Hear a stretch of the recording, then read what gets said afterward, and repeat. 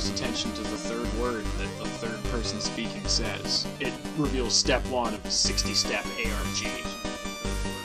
Welcome to Surf and Turf. Oh, step 1 of a 60-step. Interesting. It appeared. Welcome to Surf and Turf. Oh. I had the whole stream open in another tab, and it was making extra sound. That's the level of professionalism that you've come to expect here at twitch.tv/measlyme. Hello one, hello all. It's the pre-stream scaries. It's the build-up of Doom. We play loud tunes, and we discuss, and we try not to have my computer crash. I did fix some disk errors today!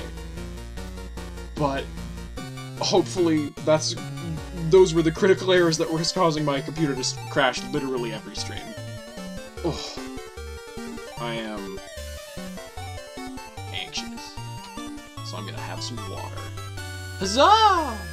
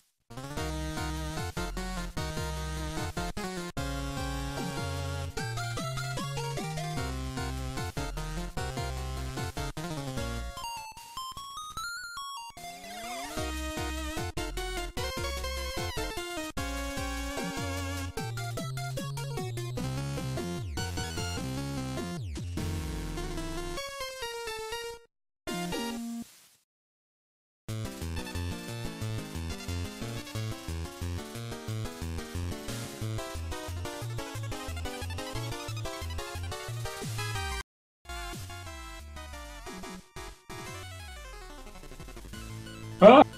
Huh?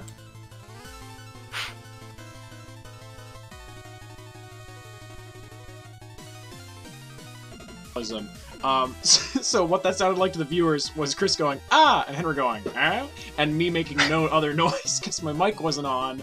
Welcome! You are on air now, and we're sure. Yes! Just had to check a couple things. We're on air. I fixed... Welcome everyone to the Measly Meatloaf Comedy Hour. Welcome to the Measly Meal Challenge. Welcome. I love salt. That's a wrap on Surf and Turf, everybody! We came a long way. See you guys next week for the next Surf and Turf. Yeah, next Surf and Tuesday. God, yeah. Chris. It's really my fault for leaving. I just keep forgetting to add more salt. God, okay, be right back. I need to get my salt cellar. Well, no. I feel as you have to now include some sort of salted I feel like they're already inside gone. the story now. I think that, Time for me to start keeping a big old jug of brine already gone next to my computer, use that for cooling, and then just drink the hot brine whenever my viewers want. Give them a button that sprays me in the face with the salty, salty water. Last time on Surf and Turf, our young hunters, Trentley, Vernon, and Kevin, made their way to Cabaret, Nevada. Fuck me, man. First word. no. Kenry, what's the show that we do? Oh, so this is Surf and Turf. It's basically like if Kitchen Nightmares was an audio-only experience. Yeah, that's it. It's sort of like if Diners, Drive-Ins, and Dives had more audio content for the Patreon. And if Guy Fieri had to roll a dice every time he got out of his El Camino. And it would be Real. It's like a fun car joke for the car heads in chat. Surf and Turf is an actual play horror/workplace comedy RPG where we go through the everyday foibles of Trent Cotry and his band of little goons, including two men that have very important lives outside of this young man.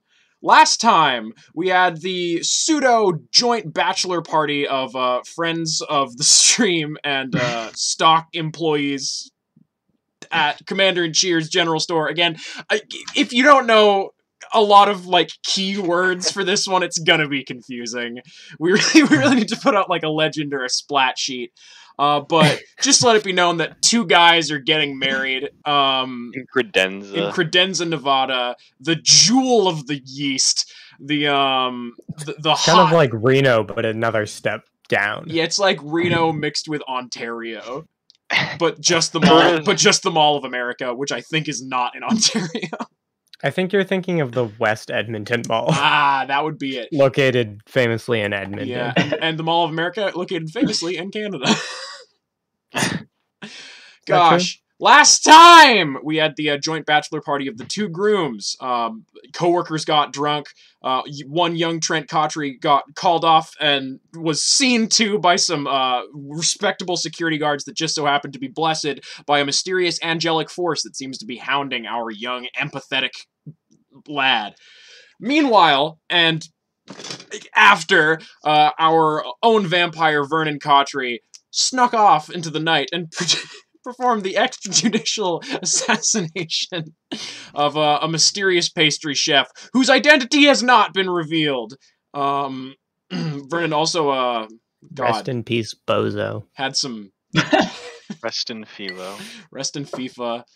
I guess we can, Rest in pastry. Where is Wouldn't it be? Can you imagine if Vernon lost that fight and just died in the kitchen? He just like wandered off and no one ever saw him again.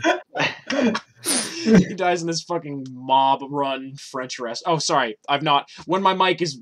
when my webcam is visible, I'll eat some salt. I'm sorry, I've not done it yet. I've spilled salt all over the floor. I guess that is adding salt, right? No, wow. Adding salt to the streamer's stomach, I think, is the full contract. I don't know if that's true. I feel like it's purposely vague. Like, I think you could just add salt to the story. Or just to the world. I make just it so... tap into your inner gamer. That's good. Bring out all the salt. Yeah, no, I got it. Thanks. Where's my image? I can't have spoilers in my images. Where were we last time? I guess everybody went to bed at the end of last session. Goddamn, took a nap. Trent was beaten to within an inch of his life, and then blessed by a vampire and healed by some first-rate medical training from the front of house staff here at the Credenza Desert Mall and Casino. So Trent is feeling, I'm gonna say bad, but energized. And for all of you buff heads at home, just know that going forward, Trent is harder to locate for the next 24 hours because of a minor vampiric blessing rendered upon him by our own Vernon Roberts. Vernon is, like, pretty much unharmed. Like, you took a couple scrapes from that fight, yeah? Like, how's he doing at the beginning of this session? I'm definitely hurting a bit. I took a 3 harm during that fight. Oh my god. Yeah, well... So I'm probably gonna go off to my quarters and try to rest up, use a bit of magic. I think taking a vampiric rest is super fair. Put yourself down to 1 harm, and if you want to roll to get rid of all of it, you do use magic just to set yourself off at a good clip for the beginning of this one. And Kevin's just doing fine, right? Kevin is currently at 2 harm, I think, before sleeping. You can also kick those down. So people, I think that I'm gonna have to go get a pencil with an eraser. I'll be right back. I got a 10 plus 3, 13. Did you Mark use magic as advanced to my good friend Chris? I didn't in fact. Fuck. Use magic as advanced. Take a +1 going forward to I don't know, Constitution, my guy. Yeah, you get a +1 going forward. You've minorly blessed yourself after kind of testing out, kind of road testing this spell on Trent last night. You're like, oh, I wonder what that would do for me, and it seems to have done you something lovely. Now I think it was pushed back to 11. You guys' laser tag booking, but there is a laser tag center here at the Credenza Mall, Casino, and Desert Hotel, and much of the wedding party, I believe, is going to be letting off some steam before the 3 or so p.m. Reception. The ceremony is the one that's first. Reception is the party, right? Yeah. Thanks, wedding boys. So I think we're going to do a little bit of laser tag. So I think people are going to be meeting by a big... I shouldn't name locations if I don't have them. No. By the big clock. You guys are at the big spheres in the mall. You're meeting on level 2 sphere viewing. Who's all there? This lovely. I guess you're meeting up. What? Fucking 10:30. Sure. Yeah. Fuck it, man. Whatever. It doesn't matter. Doesn't matter. Yeah, Trent's there. Kev, you playing some laser tag this fine morning? Yeah. Mariana took interest, I will say, Vernon, and has also met up with these young boys. Do we see Vernon Roberts at this mall first thing this morning? What's up, man? Is Kevin sharing a room with somebody? Kevin is sharing a room with Trudy. Right, yes, yeah. Is Kevin ripped? I think Kevin's pretty ripped. Yeah. Yeah? Kevin has like the body of like a fit 40-year-old surfer. Who's also a bit of a mannequin. Yeah. Oh, he looks like the granddad from the Almighty Johnsons. That's a sick New Zealand reference for you fucking assholes in the chat. Vernon Roberts. Yes. Is present, much to his chagrin. In this loud, busy mall. I will say that the rest of your night, Vernon, went pretty eventfully. It's been 1 week. Yeah. The body was disposed of. Mariana was very grateful, and she has said that the debt, owed to her by your party has been paid through. So is that C4 worth it, everybody? Well, we don't know if this isn't. And also, you guys don't fucking know. I'll say Daniel's also here. Brent is here. You will see that Vernon, Brent's husband, or husband-to-be, is not. Neither is Kenny Estevez. I don't know. James Grimm is also not here. Any NPCs you guys specifically want to see in this laser tag scene? Mads is playing laser tag. She's a little bit... Is Amber here? Oh, yeah. Yeah. Mads is a little bleary-eyed. She was going to kind of harden the paint with Kenny last night.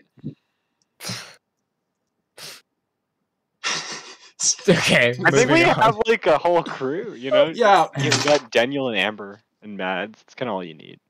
Yeah? Sorry, we're getting the momentum there, folks. This is an early one. You guys go through the front piratical-themed wooden doors of Captain Slim's Laser Tag Adventures. And let's pull this shit up. The gaudy blacklight where is there we you had it so I had it prepared. Welcome to Captain Slim's Laser Tag Adventures. Sorry, what's it called? Whose? Captain Slim's Captain Slimothy's Laser Tag Journeys. You see gaudy mannequins in the shape of... What are you doing, man?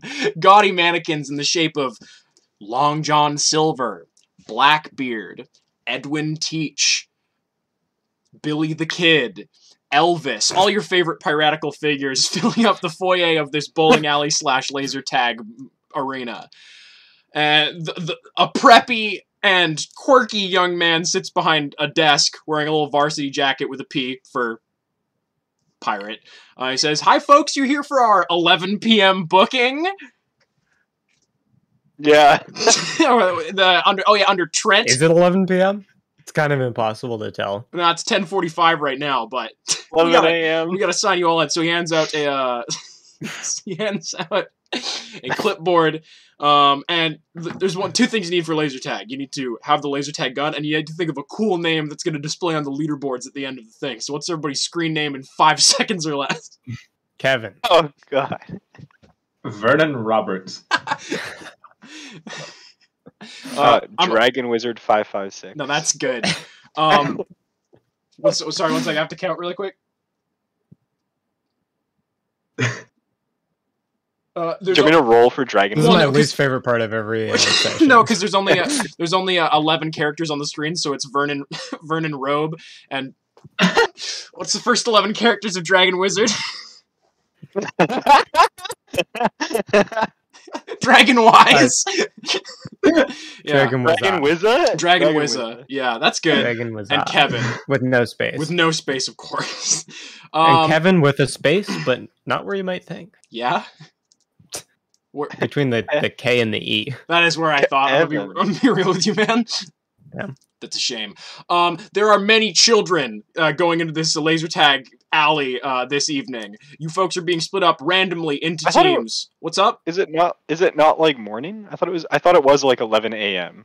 Yeah, there's a lot of families waking up early at this big old mall and casino.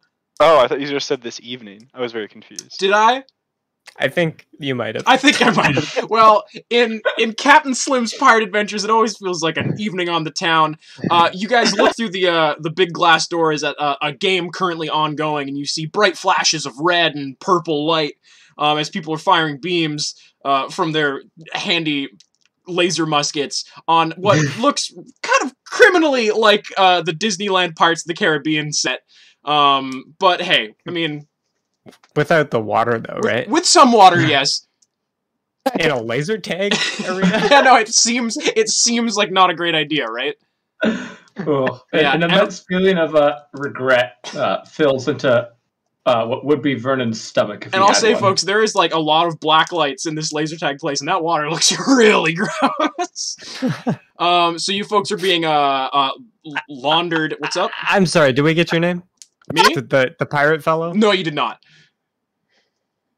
May we? Yeah, they call me Shmee. Never mind. What? Nah, I'm just kidding. It's Durst. I'm just kidding. It's Durst? Yours? Yeah. We'll call you Smee. Thank you. It's my pirate name. Yeah, well, it's actually... Smee Durst? What the fuck, man? Smee I don't Durst. make fun of your name. Everybody roll a 6-sided die and tell me if you got evens or odds. Okay. Because there's two teams, the red team and the green team. Even. A perfect 2. Trent? That means Vernon's playing?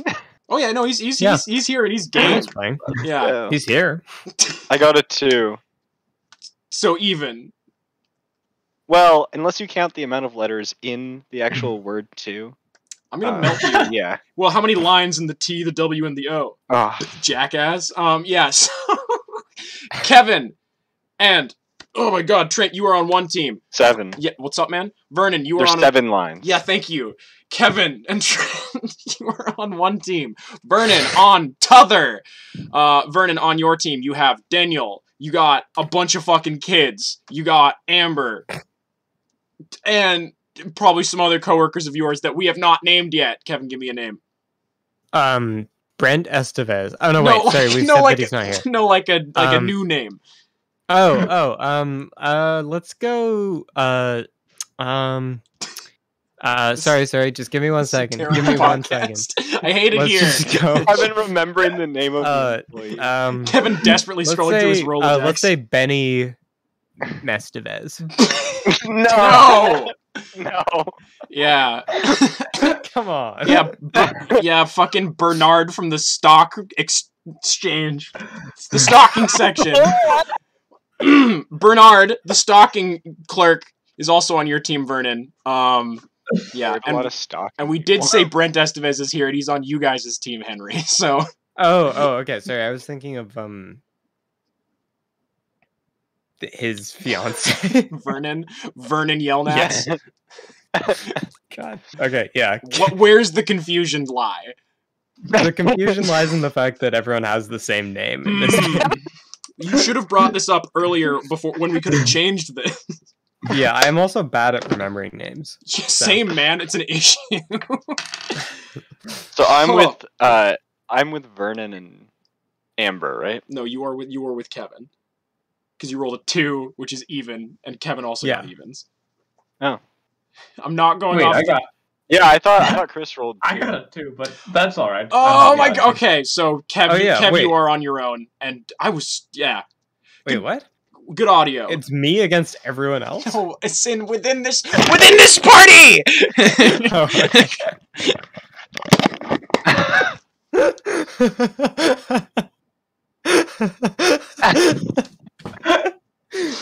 Oh, I'm actually crying. Oh my god.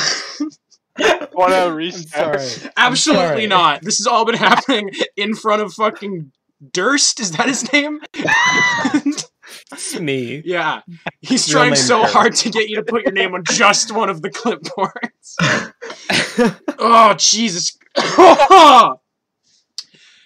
Trent and Vernon and the other NPCs that I named are in the red side. You all have your laser vests. You all have your laser guns. They're so barely pirate themed, it's not even funny.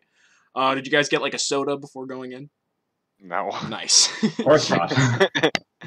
Also, I will say, just for everybody watching at home, the harm works in a way where, like, after you reach a certain threshold point, you mark something called unstable. So even if, like, you get healed a lot and you're unstable, it just means that, you know, like, something shitty could happen to you. Trent Cotry has unstable marked. So, you know, no one spear tackled Trent into the fucking moat. Right, because he got beaten, like, almost completely to death, like, but I 8 was, hours like, ago. fully healed. Yeah, so I'm unstable, but at 0 harm. Mm-hmm, yeah, like, so maybe he's got, like, internal bleeding or whatever, but, like, who's to say? Kevin, you are on the green side with miscellaneous, mainly children, I'm gonna say. Okay.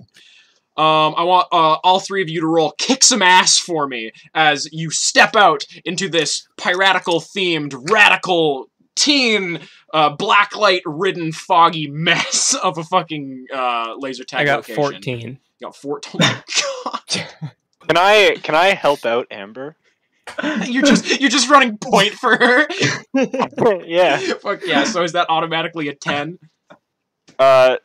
So yeah, automatically help as though I'd rolled a 10. Nice.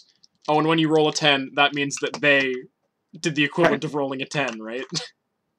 Something like that, yeah. Because you marked, because you, our little boy marked 2 basic moves as advanced, meaning that you have greater bonuses when you roll a 12 plus. Wait, no, because it's not a 12 plus. No, it's a 12 plus. Yeah, it's not. Yeah, it's 10. Whoo! Anyways, okay, so, and Vernon, what did you roll for kick some ass in this fucking... I got a 12. Oh my god! Because I'm advanced, right? You're absolutely obliterating all of these kids. So like for the advanced on I have to put on the combat music real quick, sorry. The advanced on kick some ass me like what is it? It's just like you inflict terrible harm. I think I you know what I do, and the harm that I inflict is psychological. Oh my fuck. It's like, what's the exact like kind of writ for like the advanced do harm? Okay, it's I guess you inflict terrible harm. That's actually for just the on a 10 plus, but on the 12 plus, I guess it would be inflict double the normal harm. Or I guess that's. Yeah. I was thinking perhaps your attack drives the enemy away in a route, but damn, you're fucking laning, you're fucking farming these kids, getting the points up in this goddamn laser tag arena. Kev, what additional? Oh, that music's a wee bit loud. Kev, what additional bonus do you want from rolling over a 10? Inflict terrible harm, suffer less harm yourself, or get them where you want them. Get them, or no, sorry, suffer less harm. So, how this works out is, Trent, you and Amber are off as a pair. You're running point around, you know, there's like oil drums and barrels and shit. You're doing some fun combat slides down a big ramp, you know, rope bridges and the sort. Doing cool Spec Ops recon. Not getting... Hello? Ah, there's a marauder in my room. Give me a second. Yeah, you can a delivery ghoul. Oh my god, she's at the window. Well, talk amongst yourselves about the coolest moves you can do in laser tag. This is Right, good. so Kevin does a big flip. And then gets kicked out for jumping around. A big laser flip. Well, what are they gonna do? They're gonna kick Kevin out? You're gonna kick Kevin out for doing a flip? You're gonna resist Smee dragging you out. Yeah, well, it's gonna be so cool that he's not even gonna be able to, like, bring himself to kick me out. I'm gonna do a big flip, and then I'm gonna, like, shoot a kid right in the chest, at like one in midair over, like, behind me, and then the second one... Finally! And then the second one in front of me when I land. All very cool. Trent? Yeah, Trent, tell us about your sick laser tag moves. How are you helping out Amber? We're just having fun. Just having a nice day out. Not taking it too seriously. I'm simply like, we're taking it a little bit seriously. We're like, you know, ducking behind cover and stuff, but, you know. Motherfucking Brent Estevez is going fucking balls to the wall. He's doing some combat rolls and shit. He's fucking back to back with you, Kev, just hounding off hordes and hordes of children, illuminated by this strange and mysterious black light. And then in the end, the fog machines have started rolling in, and you folks have made your way to the very top of the pirate tier list. You've made your way all the way to the top to the helm. In one corner we have Amber, Trent, and Vernon. The rest of your team have been brutally killed.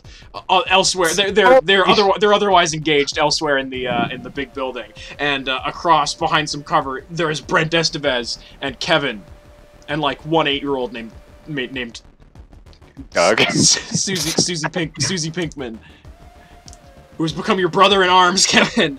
I want to. Who's oh god, we've never done like player versus player combat before. Everybody roll act under pressure to see who can kind of hit this shit first. Ooh, that's an 11.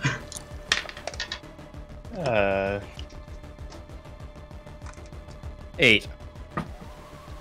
7.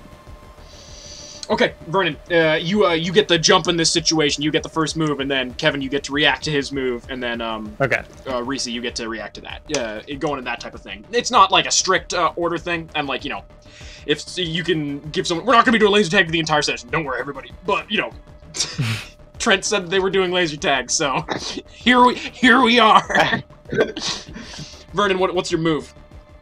Yes. Now, I will say, oh my voice. Vernon is not going for points at all right now.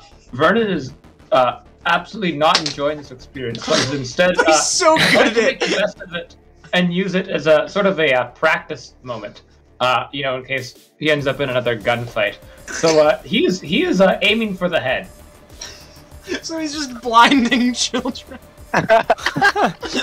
That's the extra damage to the retinas. That's why there's so few people playing anymore, because Vernon keeps fucking getting people out of the game the old-fashioned way. Oh my god. Okay. You want to roll, what are you trying to do? Are you trying to take out Brent and Kevin? Trying to fucking... Or just trying to straight up use them as target practice right now?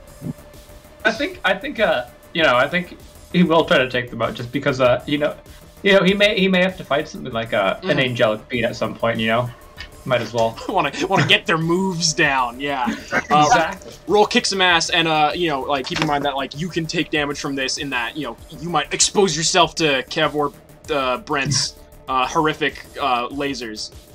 And I'm trying so hard to keep track of like points here. We're really playing Calvin ball with this one, folks. It's not what the system was designed to do. I got a 6 plus 3, so a 9. We should have just like spawned into CS:GO and just like started the stream doing like a three for all. Anyways, you got a witch. That'd be great. I'd love that. I got a 9 on that. Kicks me. Fucking Zam. Well, who are you going for, Brent or for Kev? For Kev. All right, Kev, you hear that loud beep, and you've been tagged, but you see this 8-year-old roll out and fire off a warning shot that hits Vernon, but for fewer points because it's in like the small of the back.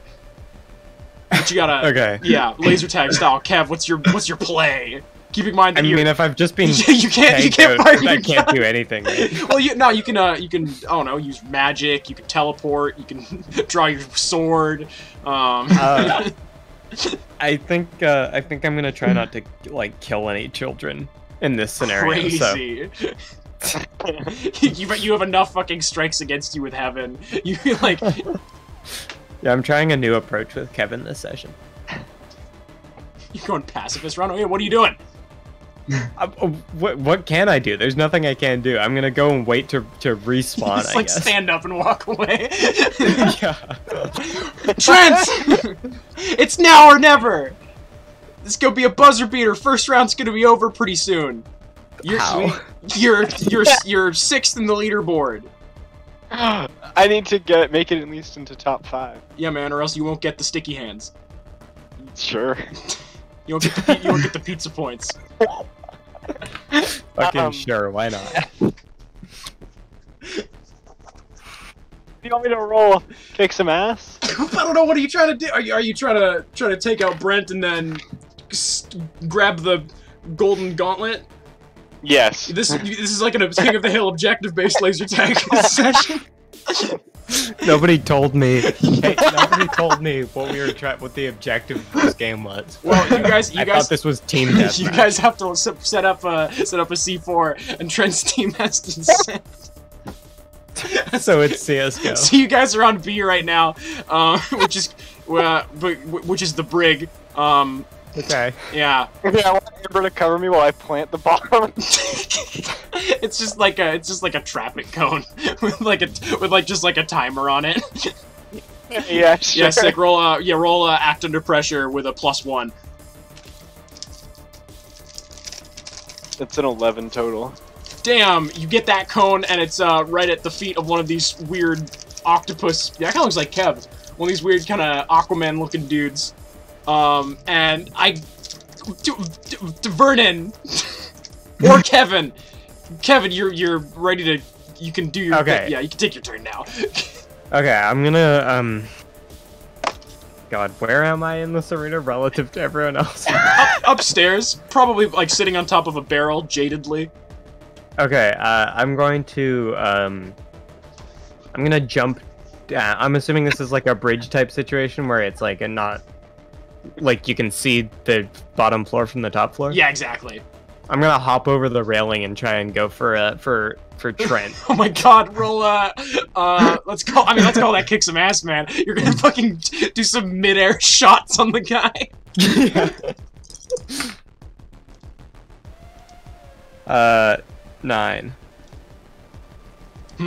Okay, so, you just fucking jump off this thing. I'm gonna say Kevin doesn't take fall damage from this. That would be ridiculous. Kevin's above you, Trent, and you hear, like, beep, and you get shot in the shoulder. And does he ham it up and, like, be a weirdo about it, like the drama kid that Trent is? No, what about Amber? Isn't she not covering me?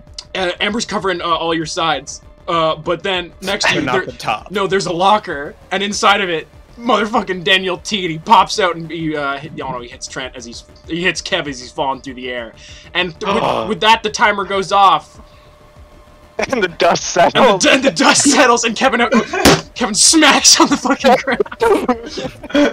Yeah, just chest first. Yeah, and Brent just pallet stuns somebody, and you guys are shuffling out to start the next round. God, are we gonna see the next round? Absolutely not. Absolutely Great, not. Perfect. Okay. Who do you all think won that round in your hearts?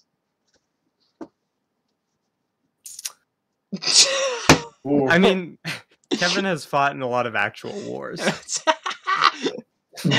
Your Honor, that's my Trent's defense. played a lot of laser tag. And he's been to this place before. Vernon Approach the was bench. not trying to earn laser tag points, so. You each get to So pick. it's basically Kevin versus Trent. And Amber. All right, And Amber, Trent right. and Kevin, you each get to pick up one prize from the prize grotto because this kind of works on arcade rules, I guess. Okay. Sticky hand, Yeah, oh yeah, for sure, man. please.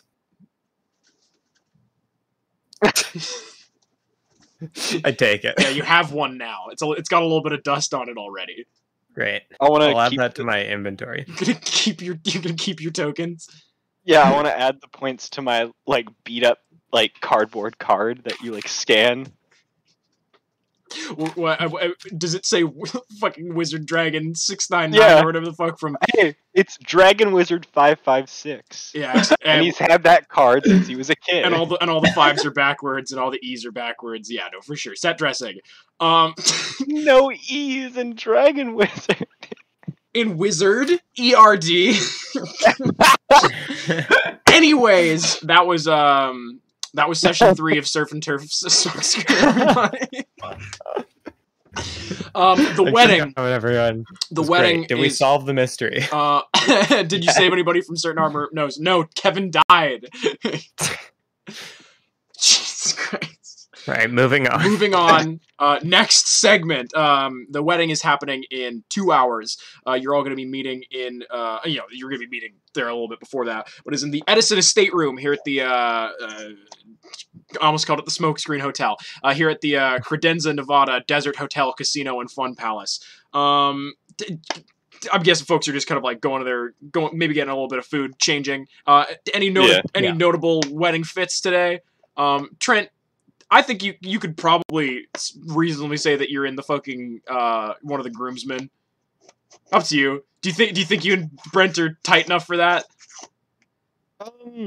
I think we're tight. I don't know if we're like that tight. Like I feel like if he didn't have a lot of people, maybe. But I don't think I was like a first. It's not the biggest wedding in the world. Yeah. Yeah. And Kevin, can I wear this? Huh? Oh, all right, sorry, I sent an image. I'll describe it for our audio listeners. Yeah. It's a light blue tuxedo with double breasted vest and sort of a navy blue tie and collar. I gotta say that's fetching. Oh wow, that is quite nice. Let me just real quick pull this up, put this on screen so the folks don't really get the full experience of really being at the table with us. What if Kevin and Trent walked in the wedding I'll send a more accurate image to what the suit actually looks like. What? Oh. So I have to download another image now. Yeah. Sorry, who is this? I don't know. Okay. So different to the one that you sent before. And like again, I have to like fuck. On screen. There it is. I can't select it now. What is happening? There we go. We have a new dungeon master. Oh, never mind. Yeah. Again, is there anything specific anybody wants to be doing before laser tag, betwixt laser tag and the shedding? No. Nice. Let me find my images and let me put on the ooh, I should find that music file. I'll do it later. Only the heights of professionalism around here, ladies and gents. It's a beauteous and glorious day outside the Edison Estate Room here at the Credenza Hotel and Desert Casino. There are garlands and beauteous flowers galore in many shades of. I gotta find my notes. I added a whole beauteous description. I've said beauteous a lot today, and I really don't know why. Yeah, it's all in shades of greens and in reds. Kind of a bit of a Christmas theme for a wedding, but like I guess it's November, right?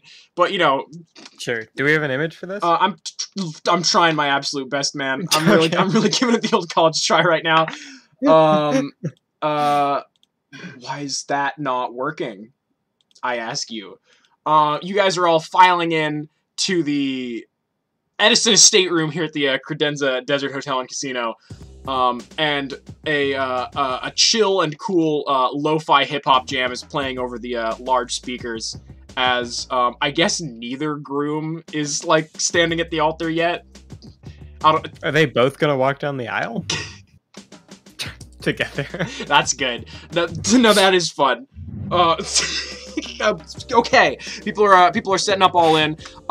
They're running lighting tests. They dim the lights a few times. They seem to be like flickering a bit. Things are going a little bit weirdo mode.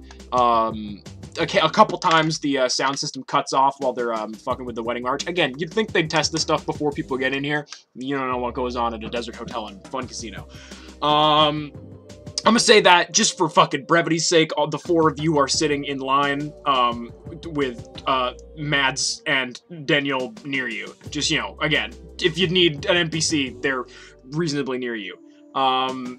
Amber, you and Vern, upon entering this hall, were probably a little bit hesitant, as, you know, a lot of times weddings do mean non-phenomenal vibes, but this seems to be a particularly non-denominational type of thing going on here, and you walk into this room with great ease. At the head of this big ol' room, you all see Carlton Estevez, the patriarch of the Estevez family, and standing next to him is Kenny Estevez, the little boy.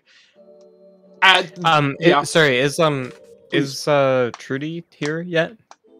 Trudy shows up a little bit late, but then files in and sits next to you. Hi, Kev. Hi, Trudy. Yeah, well, thank you for inviting me to this wedding. This is gonna be nice. Thanks for coming, and I'm always here if you need me. And Mads and Daniel are always here if I need them. Yeah, man. That's good. Hi, and she introduces herself to Mads and Daniel. They've met before. At the head of this big old room. What the fuck? We see Carlton Estevez, the father, setting stuff up. He seems to be going through efficiency statements. Then, you know, the wedding march strikes up.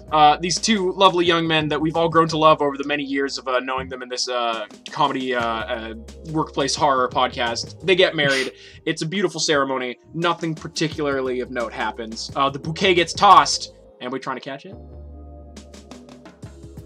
Yeah. Yeah, roll act under pressure. Oh my god! Snake eyes. Nice.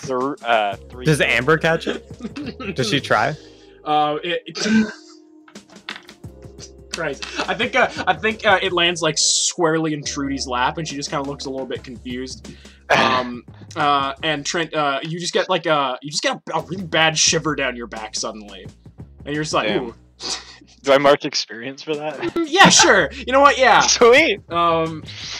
It's not a particularly long ceremony. Again, nothing crazy of note happens. People cry. It's I like beautiful. how much detail we get of the wedding versus the laser tag match pre-wedding. Listen, it's. Well, I mean, at least the wedding was planned since the beginning. This is going to be more of a reception-based event than a ceremony-based type beat. They exchange vows. They talk about how much they love each other, how much they want to take care of each other for the rest of their lives. It really is beautiful, but it's also really none of our business, honestly. Isn't like it entirely our business since we were specifically the audience? It's none of their business. Yeah. These guys don't know Brent or Vernon. What the fuck? Yeah. Trent, Vernon, do you cry? Are you proud of your boy? I mean, I don't think Vernon really understands the whole concept behind marriage and why anyone would. Do you cry? Alright, Vernon says this falls to tears. A putrid, stinky, sizzling tear drips down his cantankerous face. Mads is bawling. They exchange their vows. It is wonderful. It's not a very long ceremony. The ring bearer is Brent, I guess Brent and Vernon's very large schnauzer. And it's got the rings on its collar. It's very cute. There's a dog at this wedding, everybody. So who knows? Maybe dog NPC later. No, I'm not gonna kill the dog. I'm saying this up front. The people file out. It's a big old kind of procession. Plenty of photos get taken as they're filing out of the Edison Estate Room here at the Credenza, Nevada, the building. And you go out to the parking lot and across the parking lot to go to the Credenza Aquarium, booked for the event. It's, I don't know, 4 o'clock, 5 o'clock now. Nah, it wouldn't be 2 hours. I don't know how. I've not been to a wedding since I was like 6. How long do you think it was, folks? It could be a couple hours. Yeah, it's probably a couple hours. It is 5:16, and you guys enter the beauteous and blue TS Credenza Aquarium, where folks are piling into. Is it vitreous? I'd call it a pretty vitreous space, kind of Yeah. Sort of glass heavy. Reese, your background blends right into this this chair. Oh my god! Yeah, wow. You look like you're there. I am. Henry, never mind, I got it. I'll put up the image first, and then I'll find the music for the spot.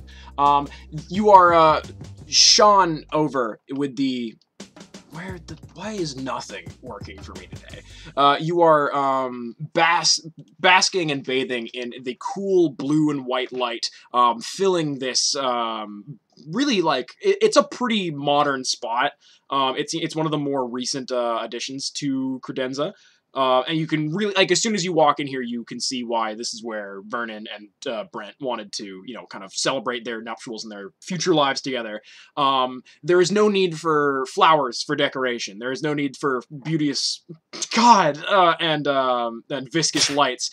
Sprays and shoals of wonderful tropical fish fill 10-foot high tanks along the wall of this immense room that all these tables are laid out in.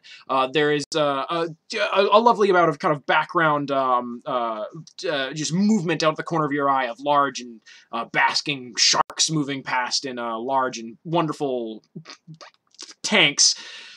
And many a side corridor and smaller kind of fish-based hall to explore. But y'all are in this really kind of large, centralized area. If you've been to an aquarium, you know what big aquarium rooms fucking look like. Now let's get some fish images. Oh, damn it! Guys, I'm so sorry. I forgot to show the picture of the happy couple getting married. Oh. Okay. Handmade for us by one Kevin. Why is that was supposed to cute? This is all. Great. Can I have my picture-in-picture camera back? Oh yeah, for sure, man. I gotta be able to do some gestures for this one. Yeah, it's never been. Gestures. Oh, Henry, thank you very much for resending the MP3. Oh yeah, no problem. This guy knows this. That's why he's a fucking professional, ladies and gentlemen. Thanks, Henry, for subscribing once again to Measly Media. Nah, Henry would never give me money. Is it playing? I have to do this. And Henry, if you want to link that aquarium file in the chat, then our good friends on mic can hear it too. I sent it to the chat. Nice. Weren't you just congratulating him on that? I thought he had DM'd it to me. Now, right. Oh, sorry, it is silent currently because I should have set this up earlier. This is great. Stand by, everyone. Stand by. Hold your horses! Imagine sweet oceanic tunes. Feel free to fill up and drain out. Feel free, man. Oh, there we go. Oh, lovely. Yeah, you're all filing in. There's really just like classily laid out tables. It's a fish dish that we're having tonight for the first course with a salad. And there's just a lot of mingling, a lot of talking, a lot of congratulating of Brent and Vernon before the actual kind of speeches happen. So, you know, just, you guys are at this table, and Mads is still kind of, like, dabbing away at her eye. She's sat at the table with you guys because she's an ally of the group. She's like, man, what was you guys' favorite part about that ceremony? I really liked, I liked the tropical birds being released. It really, I think it was tasteful and really, I'm just still emotional about the whole thing. Yeah. I mean, the vows were just so beautiful. Oh, God, yeah. I could barely hold myself together. I thought they'd never end. It was beautiful. Yeah. I'm glad that we really were able to sit in that all together. Yeah. I think we're all closer because of this wedding. Yeah. It was like just a beautiful atmosphere, almost indescribable to anyone who wasn't there. Yeah, ethereal almost, heavenly. And speaking of heavenly, I will say, Kevin, you feel like really at ease in this aquarium. It's nice. there's just kind of like some chill, low-level music being piped in, kind of similar to what we're hearing right now. Everything's bathed in this really very lovely blue and white light from these big old fish tanks along the wall. Amber seems a little bit antsy. I'm gonna be real with you guys. She's kind of she's fiddling with her napkin rings and with her napkins, making strange and evil runes with them at the table. Y'all are drinking a lovely glass of rosé, maybe a white. Trent, I'd like to talk to Trent. What's up, Sorry, Kev? can I have a sidebar, Trent? Yeah, sure. Let's go near the manta rays. Perfect. Have you proposed yet? Have you popped the question? What do you mean? I mean, there's no better time than at someone else's wedding reception. I feel like you don't know how weddings work, Kevin. Really? Yeah. Okay. I'm just saying, you gotta get on it fast. Really? What? You think so? I mean, you're only young once. Yeah, and I'm just, I've been enjoying it and thought things would develop naturally. Or do you think I should just, rush them and maybe seal the deal? I don't know. What do I look like? A relationship expert? Kind of. I mean, you just wanted to give me relationship advice, didn't you? I do have some advice to give you. I think you should please, propose. feel free.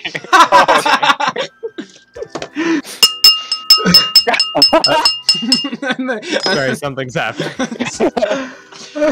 There's a kid tapping on the glass. Oh no! From the inside of You're the tank. scaring the manta ray. There's a kid trapped in the aquarium. Everybody freak out! At the head table, Kenny Estevez, Brent's brother and best man, is hitting his glass with his fork, just being like, "Oh, hi everybody! I'm glad we're all enjoying the nuptials. I'm glad we're all enjoying our salmon tartare." How does Amber feel about eating fish? Is it like a good thing or is it like a bad thing because it's like from the ocean? No, it's good. I like shrimp scampi's probably one of my number one dishes, man. Yeah. I just didn't know if it was holy in some small way. Nah, I feel the same way about it that if in the Civil War, if a Union soldier was already cool with cannibalism, I don't think that they would care about eating a Confederate soldier. Feels kind of weird that we're eating fish in an aquarium, though. No, I feel like it's all circle of life, right? Like, you're talking to a fish, you're looking at fish, and you're eating fish. Fish eat other fish all the time. Hi guys, can we keep it down? We're doing the toasts right now. Sorry. It's all good. We're all having a great time here tonight. I mean, what can I say about my brother Brent? He's not already live tweeted himself at 4 in the morning. Around raucous, uproarious laughter from fucking everyone in this aquarium. Yeah, Brent tweets some really fucked up shit late at night. And he tells an anecdote about Brent fucking going fishing and getting the caught on his dad's cowboy hat. Getting that big bass. Was that Trent? Getting that big bass. Yeah, you know it, man. Oh yeah. Hell yeah. The night continues on similarly to that. Also, I guess technically welcome to Surf and Turf Team Building Part 2. It's kind of a sequel. Oh yeah. Yeah. The cake is cut. There's it's a many-layered dark chocolate and brandied cherry cake, with a skater and a cowboy as the little kind of cake toppers. Because it's a classy joint in here. And then the tables are cleared away after cake is had, and big old dance floor in the middle of the room. Chris, what's the first track that the DJ plays?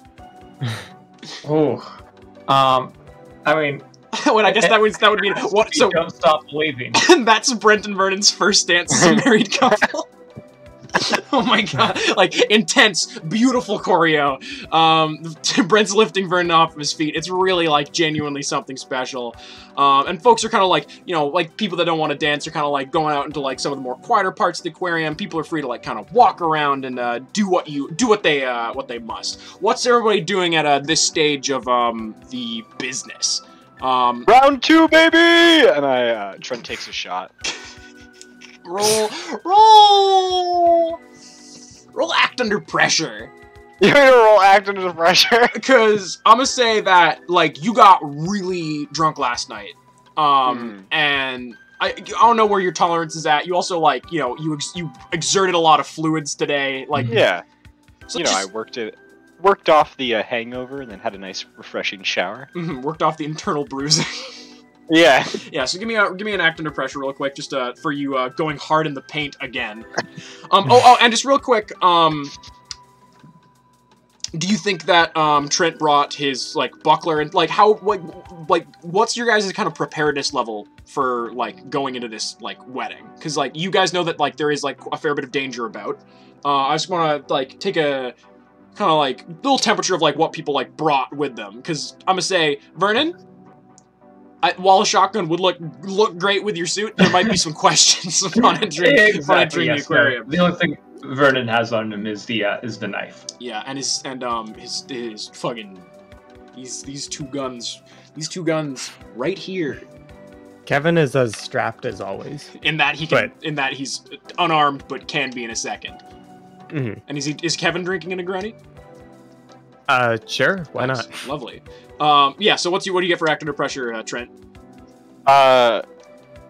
11 total. Damn. So you're not only you're handling yourself pretty well, but you're having a nice little dance out there with Amber. I want to bust a move. Yeah. Mads comes out and takes Amber's hand and they do a dance. And then I don't know. Brent comes over and does a dance with you, Trent. Not your dad, like Estevez. Yeah. It's beautiful. I know. It's wonderful. Vern, what are you doing? I'm trying to find a quiet corner of the aquarium to look at some fish. Perfect. That's not only what I expected, but we'll get to that very, very soon. And young Kevin. What am I? I thought there was going to be another question for that. Kevin is mixing and or mingling. He's having a good time. He's giving out business cards. He's shaking hands. He's making sure that his presence is known. I like that. Yeah. I love the idea of him meeting all of the coworkers that he's worked with for like years. Hi, Kevin. And you are?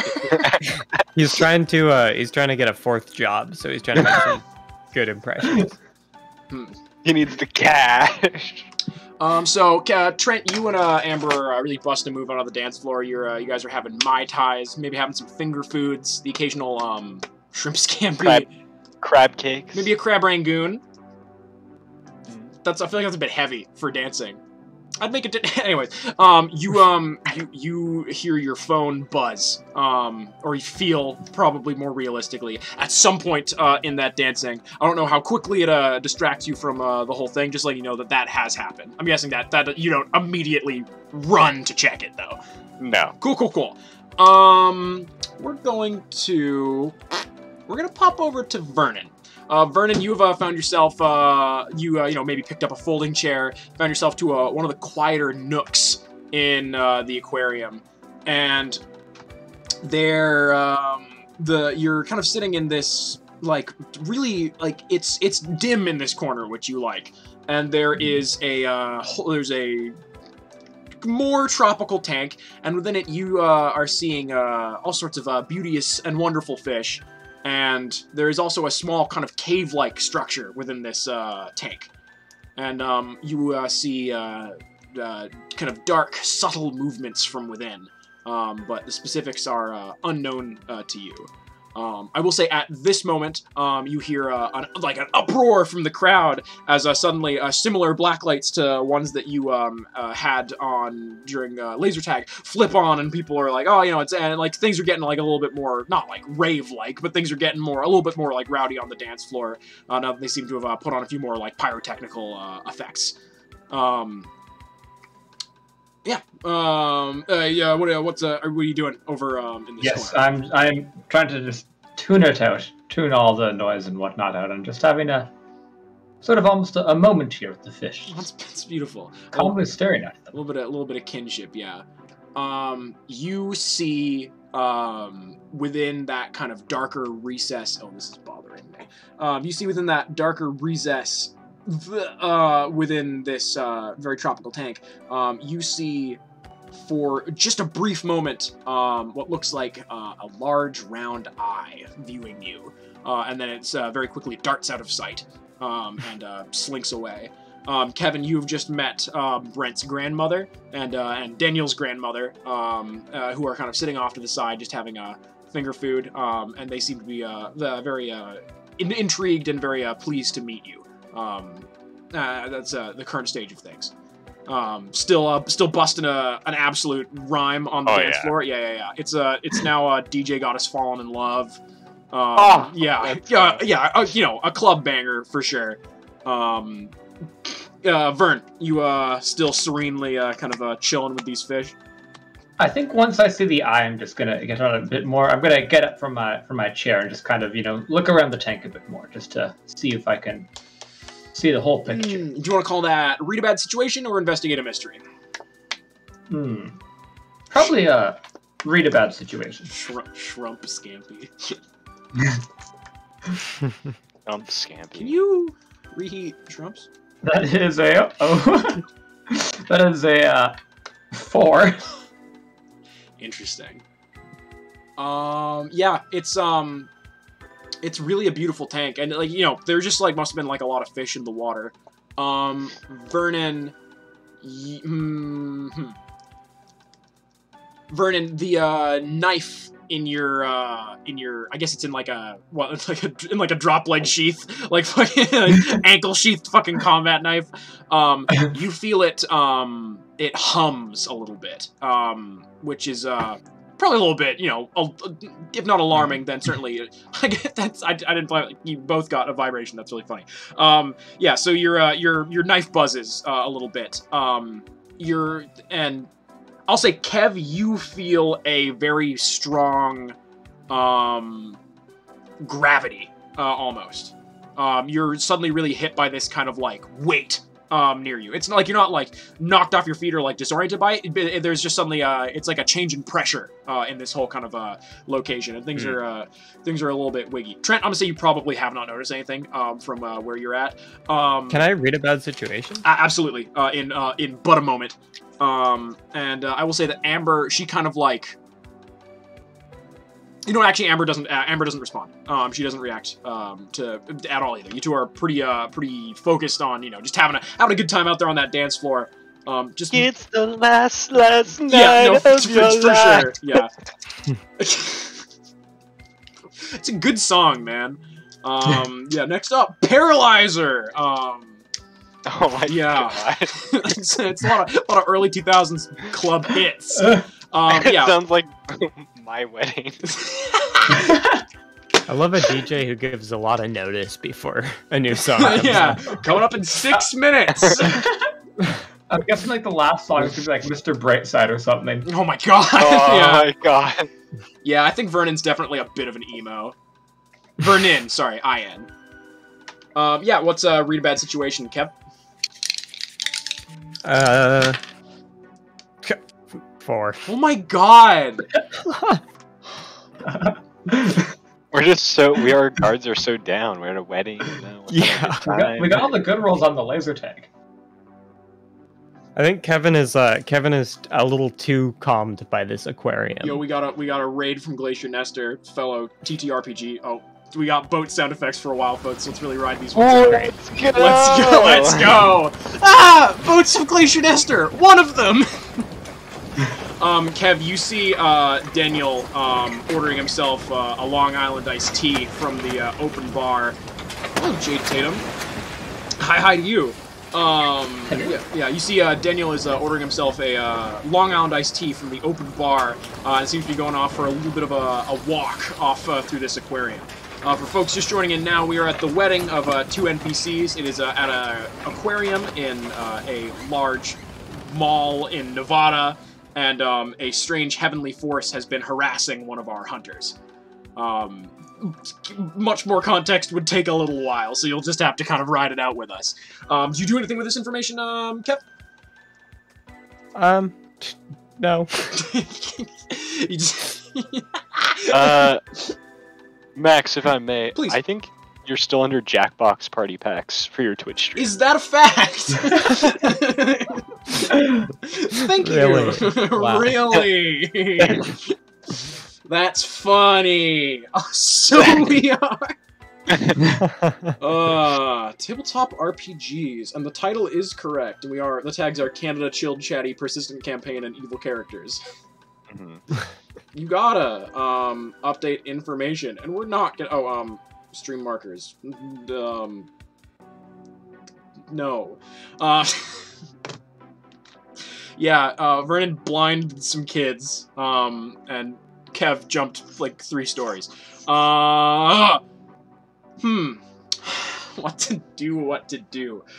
Yeah, the DJ's pumping even more so, yeah, now that Paralyzer by Finger 11 has come on, and the smoke machine has started to pump in, and it seems that the lights in some of the tanks seem to be dimming, leaving just this black light illuminating everybody in this room. So, you know, a lot of folks are wearing you know, kind of blue frilly and fancy undershirt, not blue, white, and all the lower and lighter tones are being picked out. So Kevin, your like powder blue dinner suit is really resplendent, and you feel as it should. and I mean, it was already my guy. Vernon, no. Actually, yeah, but what's Vernon doing? Because I'm guessing, again, like, Trent really seems to be very committed to staying on this dance floor. Like, Can I roll for, like, charm to see how good my dancing is? Yeah. And you get a +1 from Amber helping you. Hell yeah. Yeah. What are you trying to manipulate people to do with your dancing? I'm not manipulating anyone. He's trying to think people. charm stat. He wants people to think he's got a tight bod. That's an 11 total. Oh my god, yeah. It's your you Dougie. You absolutely Dougie. Yeah. And everyone thinks you have the tightest bod around. Everyone thinks you got a really tight. Yeah. Brent's near you. He's like, "Damn, Trent, tight bod."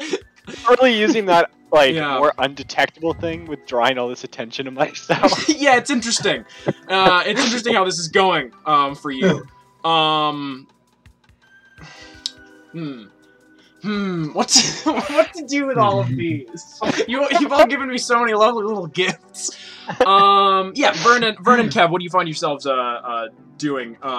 More people are kind of like either hitting that dance floor super hard, or kind of going out into the like quieter little moments to maybe kiss, maybe talk, you know, maybe reminisce. You guys see Vernon and Brent leave the dance floor and start walking around and like really start mingling with people. They're probably actually over near with you, Kev, just kind of hanging out. But there's still a strong contingent on that floor, really busting a move. Can I use oops at this point? It's your favorite move of mine. Yeah. So for folks not in the know, oops is a move that Kevin can use literally fucking whenever he wants. Where he stumbles across something important, though not necessarily specifically important to what is happening right now in the scene. Yes. I was going to make myself a beverage anyways, and I want to kind of think about the shape of how the next few things are going to step out here, because, again, I've had, like, 6 failed rows in a roll, so, like, I have a lot of hard moves that I can use against my players here, and I want to see how this plays out. Yeah, so we're going to cut to BRB. I'm going to leave you guys with some tunes. I'm going to make myself we'll be right back. We're going to be right back. Take this time to fill up or drain out. Or both. Or fill out, drain in. Yo, careful. Watch it. Yeah, fillet, drain in. Do whatever you need. We'll be back soon. No more than 5 minutes. No fewer than 2. Yeah, 2. 2's fair.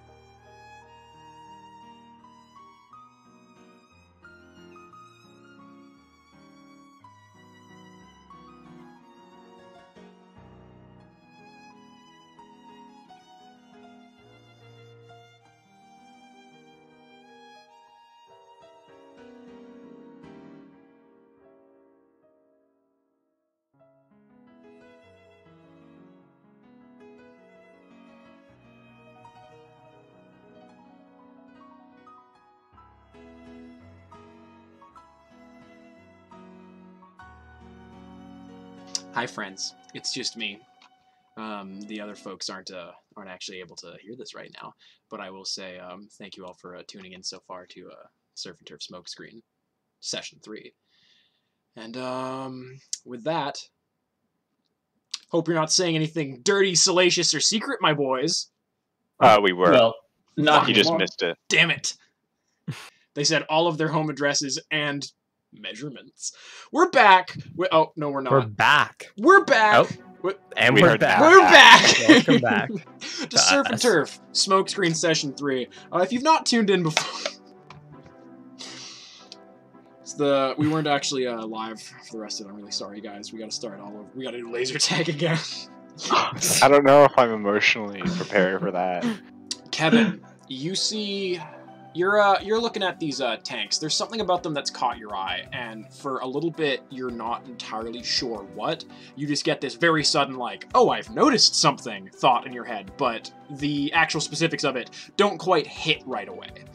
You are looking at what appears to be, gosh, it might be a gauntlet. It might be like a bit of scrapped up weird metal. It might be some other miscellaneous armor part. You're simply, you know that it's partially buried in the sand at the bottom of one of the larger tanks with the rays and the sharks swimming around in it, and you have no idea why. From your perspective, you have never seen this before. You don't know what it is. You don't know why it seems important to you, but just looking at it, you think, this is important, and I don't like that. It doesn't seem nefarious per se, but simply looking upon it makes you go, ooh. It's like it's a highlighted item that you're pretty much like in Kevin's HUD, and it's just like on the bottom of the, like, half buried in the sand. Half buried in the sand in one of these tanks. Yes. Okay. Yeah. All still bathed in this kind of ultraviolet, light that picks up the glowing in your clothing. Trent's still dancing. Vernon's still kind of off in the fringes. Saw an eye, but could not make hide nor hair of it. Right. I had a very bad investigative mystery roll. Can I still, like, go and, like, have a look around? Oh yeah, absolutely. Yeah, it's just that kind of like attempt where you could ask specific questions. Okay, yeah. No, but yeah, but the world is you guys' oyster. If there's any specific actions you want to be taking right now, let me know. I'm gonna go, like, try and. Do I know where Vernon is, or is he, like, I'm assuming he's, like, out of sight? I feel like, yeah, it wouldn't take you too long to find him. Okay, I'm gonna go look for unless Vernon is specifically, like, hiding away. I think you probably could have seen him slink off, and he might have even told you, yeah. I will say, on the same note, I am also trying to find Kevin right now. So you guys do a fun little Abbott Costello going around a big round tank that's in the middle of the room, and you keep like, oh, I see him, but he's really tall and wide and over there, and you realize that it's the mirror fish tank, obviously. So Right. you guys find yourself in one of the more secluded corners of this aquarium. Let's go over to the shark tank image. No, there we go. Yeah, and you guys, you find yourselves You hear that play? no, actually, right now it's Sugar or whatever the fuck it's called by System of a Down. I sit my desolate room, no lights, etc. Whoa, crazy. No lights. No music, just anger. Yeah, so y'all are there, and fucking Milton, one of the floor workers. Actually, no, Milton, friend of Vernon's, is there. You guys met him at the skate park briefly. Right. Not on air, of Okay. course, but he's there. He's sipping a canapé. Sipping on gin and juice. That's good, man. Hey, Vernon. Vernon. Yes. Yes. Kevin. I'm right next to him. Yeah, man. What's up? Sorry, Vernon. I've been doing. No. What's up? Oh no, sorry, not you. Fuck. I knew this was name tags, right? Okay, have a good one, man. Yeah. Thanks for coming. Yeah, thanks for having me. You walk. Vernon, I've been doing sidebars with couple of people. I was wondering if maybe we could take a little sidebar. Yes, I've been meaning to do the same as well. Okay, perfect. Got a quick question. Are you proposing to me? Well, I'm proposing the idea that I don't think this place is very safe at the moment. Okay, perfect. Yeah, I kind of agree. I feel like there's some sort of something a little fishy going on. Oh, I see what you did there. Yes, I What's saw an eye in one of the tanks, and it sort of a very large eye that would seem to belong to a creature much larger than could ever fit in one of these tanks. So Perfect. Great. Yeah, this is that sounds pretty bad. Do you think we should maybe draft a plan of action here, or maybe like get Trent and Amber and maybe Mads and Trudy and Daniel and Vernon and Brent. At that time, Kenny walks by. He's like, "Oh, have you? Sorry, I just heard you say his name. Have you seen Daniel? It's just like I try to keep an eye on him on shit like this, just to make sure he doesn't go too crazy." Not since laser tag. Huh? And you know that's not true, right, Henry? Kevin does not remember. Damn well. I mean, I'll go look for the guy.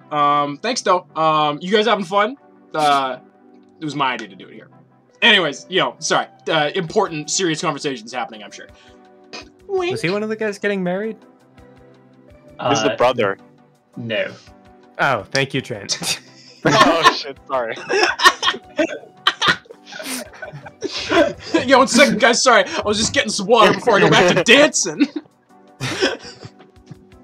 Trent's voice echoes inside of my head. Yeah, Vernon Yes. and Kevin, you guys are working as a G unit now. What's your move? I'm gonna consult Olivier. My move that I've made up. Hey man, I forgot I was in this podcast. Classic Olivier. For any new viewers, Olivier is my crab friend. He's a little colorful crab that slinks out of He's a lesser divine being, and if you want to be mechanical. He sneaks out of your pocket, and he's still got your pocket square worn as like a very fetching little bandana. I guess. Oh, that's adorable. But the way crabs work, it would have to be like Rosie the Riveter style, like over top of him. So that's good. So you guys have a fun little matching set. That's good. Hey, do you have any words of wisdom as to what exactly we should do in this situation? This seems particularly bad, if you're asking me. Again, yeah, I mean, I think we've established there that. are certain swaths of information that I have been expressly asked not to relay to you. Ones that you yourself were, removed from within your own head. However, I will say, just kind of keeping with the fact that that there's something going on here that I can't tell you about, I would maybe extricate Trent from this situation. Yeah, okay. That was my instinct. What I was thinking as well. I think the last time we bumped into the fish people of sorts, no offense, Kevin, they kind of wanted Trent dead and didn't really care about any of this other repercussions. So I think if we are able to remove Trent from the situation, then hopefully lost a die. That deal with this in a better manner. Kevin, are you even listening to what I'm saying right now? I'm still here. Sorry, I dropped a contact lens. He's just on the ground. That being said, and Vernon, you maybe don't have your own personal kind of perspective on this. Kevin, you can maybe back me up here. Most agents of heaven, not that I am explicitly saying that's who is at play here, but most angels, it's not in their best interest to be making their presence known to like big old groups of people. So Trent is in the middle of a dance floor right now. So, just weighing our options here. I mean, he is in a pretty good... Well, where would we... I mean, I feel like the instinct is to just get him out of here, right? But, like, where would we take him that's safer than... I mean, ideally we would be in a big crowd, not an aquarium, right? Yeah, Not in an yeah. aquarium. it seems like this is a uniquely two-sided thing here, where we have a lot of people in a place that is implicitly good for an angel to be. Lots at play. Well, Alternatively- you know what? Maybe we should probably go and like maybe let Trent know. Like maybe go consult. Nah, that guy him. I doesn't feel need like it. He that's a doesn't good need agency. I feel like that's a good first step here. Can we go back and find Trent?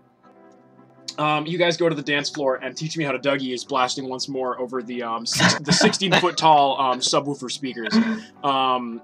But it's like a Wow. it's This song must be from roughly 5 to 10 years ago. well, no, it's actually the cover off of Weezer's Yellow album that just came out this year in this horrific world that we live in. Wow, alternate timeline. Yeah, no, I mean, was the magic not a giveaway? No, this is the first thing that's divulged from our actual timeline. Yeah, you guys see Trent and Amber getting jiggy with it, as the kids are saying in common parlance these days, with just some fucking rowdy skaters from Vernon's side of the family.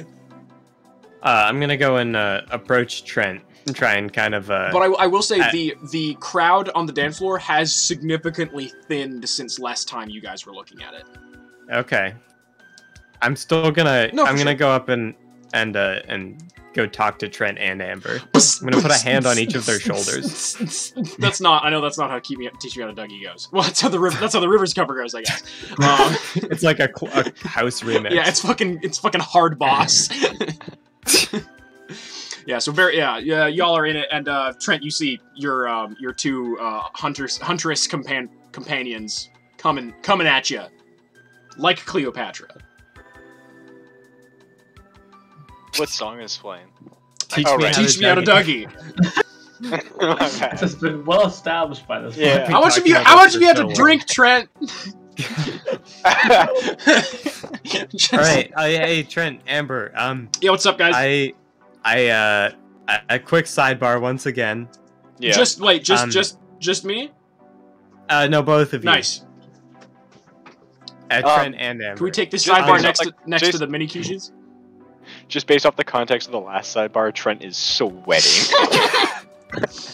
He thinks I'm about to propose to Amber on your behalf. Yeah, something like that. Yeah, what's up, Trent? Or Kev? So we got some options here. No, I was What? gonna say the desserts are looking pretty good. I personally lean Yeah. towards the sticky toffee pudding myself. Yeah, so Trent, you're in like I would say a grand amount of danger. Well, I mean, I've been exercising. I think I deserve a bit of peace. Oh, you're going for the cobbler, you think? Yeah. No, but like, Yeah, no, no. what's going on? He's Yeah, like Trent, you're in a good deal of divine sort of danger.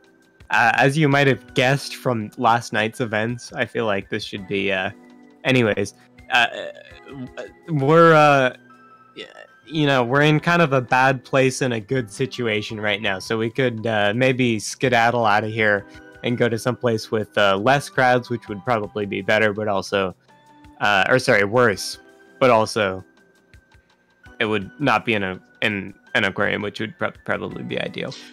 You think that this thing's like here for Trent?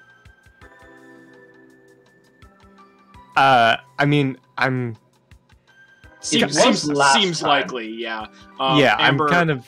yeah. I mean, if we can sort of put the pieces together here, I'm kind of under NDA, but like, I mean, honestly, at this point, I'm.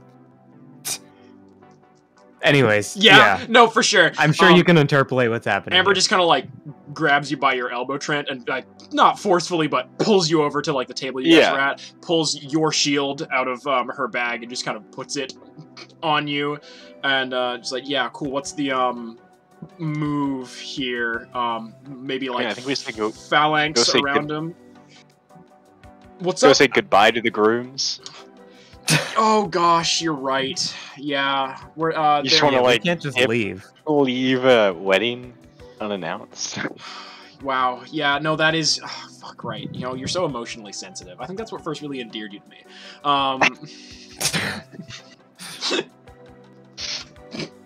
Yeah, I think I saw them wandering off to kind of mingle with some of the quieter people. Maybe not the dance floor scene was their thing. So we're gonna stop in with them and then beeline for the exit again, making sure that there are people around and seeing Trent the entire time. Yeah. Nice. Yeah, that seems like a good plan. I don't know if we want to have weapons drawn. Maybe? Not at the grooms. Yeah, but like At least. I mean, maybe I could say that like I got these like props from the staff or something. I don't know. I feel like it's. I mean, can you just like dematerialize our weapons unless we need them? Amber. I mean, I can Oh, make Amber. I can summon my sword at will, and I'll just put your shield in my bag. Yeah. I'll Oh, just- I thought the shield was like part of the same set, so I thought she could. Yeah, but it's not bonded to me in such a way. Mm. Yeah, and I can't. I have a lot of issues with Like a forming. whole thing. I can't form new demonic bonds in Magic without either doing paperwork or signing back up for my job, and that's a whole thing that I really can't Yeah. get into right now. Yo, Kev, do you know anywhere that's hiring? You seem to have a really good hit ratio. What's your like resume secret? I mean, in my experience, the jobs kind of just come to you. That's really. I mean, you're speaking from a pretty angelic level of privilege right now, but Yeah. I'll keep it in mind, bud. Let's go talk to Vernon. Sorry, like Vernon, the other one. Yes, Yeah. I understand. Unless you want to chat, man. I mean, After we get out of here. everything that Yeah, I we can could say talk has later. been said. We again, not a lot of time here. Facts. So. And I think that I'm just voting as this is me, Amber speaking. Maybe we don't get Mads. What? Yes, Why? I agree. I don't know what she would bring to this other than another human body to be destroyed. Yeah, I guess you're right. Well, she brings such a sense of morale and team spirit. I really don't think she will as a corpse, though, Kev. And she's And I got don't see how any of those things help our current situation. We should Isn't really she, like- move. Trent, isn't she like your indentured servant technically or something? No, she's actually technically Trent's attorney. She's my ally. Okay, Yeah, Right. she's very supportive of our guy Trent. let's just pretend Yeah. that we don't know her and she'll hopefully be fine. What the? Why are you like That's this? really brutal, Yeah. Kevin. You guys. I mean, I'm just saying, in terms of like, let's pretend to anyone we may have to answer to. Someone roll me investigate a mystery so you can ask the question, where did it go, about the two husbands. I'll roll. Oh I'll no! help out. Wait, oh my god, I just realized that this is technically both Paul Blart Mall Cop 2 and Sex and the City 2. Fuck. Wow. It's technically both of those movies. Yeah! We've got the mall and casino and we've got the gay wedding. 11. Yeah? Damn. I guess hold 3. All right. Where were they going? Sorry, this is about The two groups. the grooms. the grooms. Okay, I'm gonna ask. Tombsmen. What was it going to do? What can hurt it, and where did it go? It was going to, I think that they were honestly a little overwhelmed by all the people here and just wanted to spend a little bit of a quiet moment together and like find some people to just like talk to right now. So they were probably Okay. going to one of the quieter locations. They went towards the jellyfish room. Okay. And I think that they both like really were like they went out on a limb on some of the decorations at this one. So like a poorly placed comment could really do some damage tonight, Kev. Right. And like puncture and blunt force. You'd think, right? You'd think. But I guess that's assumed about most. All right, let's just go. We got too much chat. You guys are just like kind of jogging through this wedding, and in the distance, sitting on a jellyfish-shaped bench, you see Brent and Vernon talking to like some family members. Like you see Brent's dad is there. You see Vernon's mom. Like they're just like having like a nice little chat. And off in the far corner of the room, sitting in a little chair, looking out into the into what appears to be an empty tank, you see one Daniel T. Okay. Let's just not worry about Daniel right now. I mean, maybe we should protect him too. He could see all of like the angelic stuff that's been going. I feel like we could also do the pretend that we don't know him strategy. we're not taking Mads, but we're gonna take Daniel. Daniel's arguably cooler. Excuse you. Take that back. Who the fuck is this guy on the call? Mads' apartment burned down. Come on. Daniel's a fucking old white man who happened to serve in Nam. And Mads has a shirt that says, Eat ass. my business ass. is pussy and pussy is booming. Is that what it says? Yeah. Yes, that was what Mads. That was the shirt that come Mads on. had. I mean, come on, she's got taste. I mean, frankly, I feel like looping anyone else into this is just We're having this debate at a full tilt. make it so much longer and more complicated. Oh, I guess Let's go say goodbye and then leave. I guess Mariana's there now, and they're like, "Whoa, where's the fire, boys?" Hi guys, again, thank you so much for coming out. Like, I really am like super grateful. Like, I know we don't know each other super well. I'm like, I mean, fuck, you guys are like two of my bosses. And Vernon's like, yeah, I'm like, I don't know, Trent, you and I have met a couple times before. Like when, like, I mean, I'm giving you like half off at the movie. I hope that's not the only reason you're coming is for movie discounts at the theater. But also if you look in the gift bags, maybe there's like some, not the gift bags, at the table settings, maybe there's some little coupons for you. But yeah, what's up, guys? You find everything okay? Like, anything we can do to make your night enjoyable? Anything you guys could do for us? This is my dad, by the way. Carlton. Thank you for having us, and I go to kiss them all. Can I use manipulate someone to make it seem like I'm incredibly drunk? Yeah, and do this with a +1. With a +1? Oh yeah. Oh yeah. Right, are we talking cheek kiss, lip kiss, forehead kiss? Forehead for both of the grooms and lips for Brent's dad or Vernon's dad. Brent's Whose dad. dad is it? Brent's dad's there. Brent's Vernon's dad. mom is there. Okay. Vernon's mom. Lips for both of the parents. Shelly Yelnats. Wait. Sorry, fuck! Shelly on the cheek, Brent's dad on the No. lips, Brent and Vernon on the forehead. Oh, no. Change it before it's canon. Her name's Nevada Yelnats. Yeah, I think that Brent receives the kiss amicably. I think he's a little red in the cheeks from a little bit of red wine that he's had this evening. He takes it in stride. I think Vernon is surprised. He goes, "Oh, little kiss on the cheek there. I like that." Hey guys, guess what? That's a direct line from Paul Blart Mall Cop 2.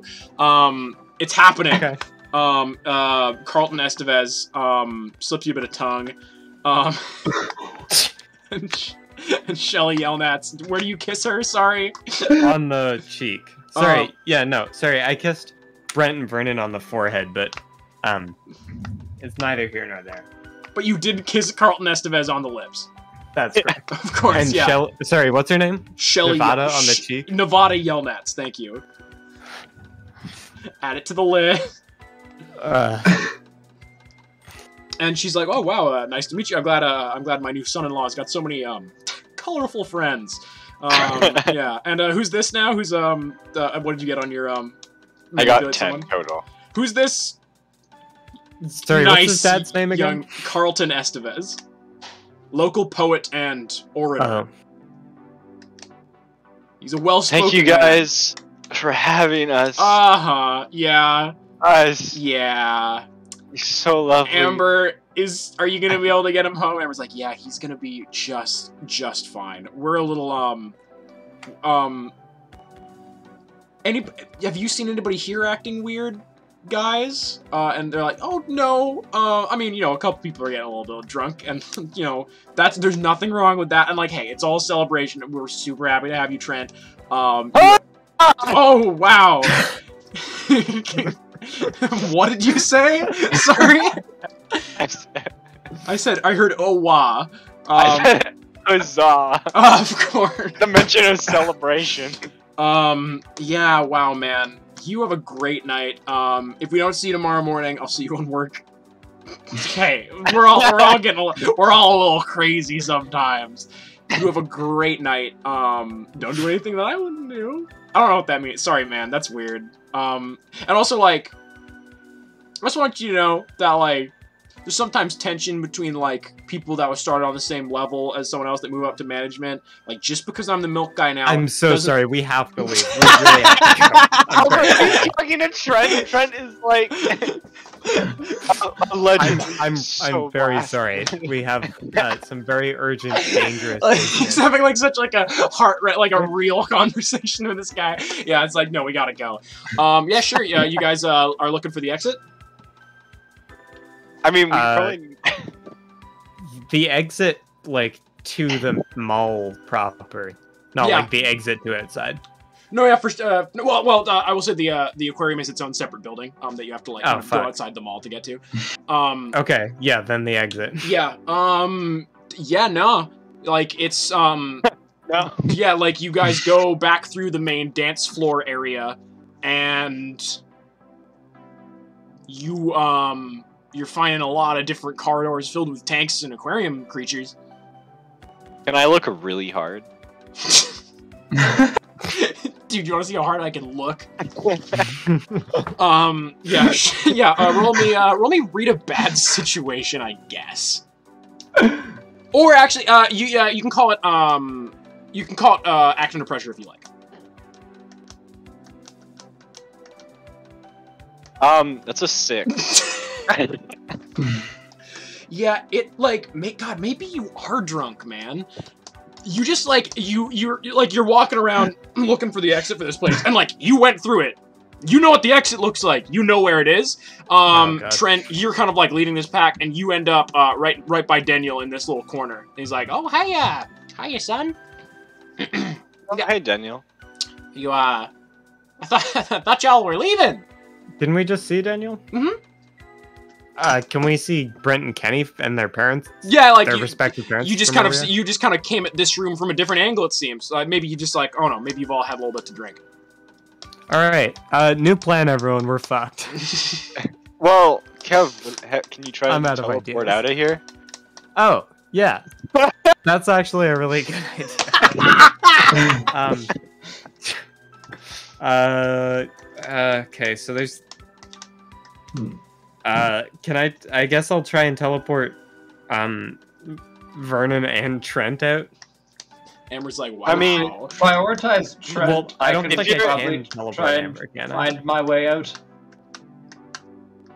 Okay. You could, if you're worried Everyone about it going hands in a big circle. Oh, okay. I'll hold Trent. I'll hold your hand in one hand, Vernon's hand in the other, and then you guys can both hold Amber's hands, and we'll see what happens. Sounds like a good plan. I mean, you could scout ahead, see if you can find the door on, like, the outside. That seems like a bad option. Okay. Stop dropping your fucking ducks, man. Sorry. Let's all go together, then. We're all in this together. And that is playing on the dance floor. Wait, now. can I Okay, help? okay. Can I help out? That's 10. Oh, That's a 10. That's a success. it's fine. Would 10 you is fine. like to help out, Trent? I'm good. I'm quite alright, thank you. Cool. So how many people are you trying to take, Kev? I guess 4 or 3, 4 including me. So that would be. Does Amber want to be teleported? I will say Amber was key. She's like, that's probably not a good call. I have other ways to ambulate, but I don't know how well they're gonna work. You know, actually, Amber, okay, you know what? Yeah. So you're just trying to take. I mean, Mariana's there as well. Well, I would also like to leave this location. Okay. Nice. I guess grab hold of the circle. So how does this play out, Kevin? You guys, you slosh out. Where were you trying to take them? Dabber. Yeah, I mean, I can go anywhere, right? But I don't think I want to go back to Cabaret. I think I want to go to... Yeah, because all your stuff's in your hotel room. I think I'm going to go... I try to go, like, as central in the mall as I can, like just to the main thoroughfare of the mall. So within the mall proper, there is a very large fountain that you guys kind of you feel yourselves landing in, and it's fuck me, man.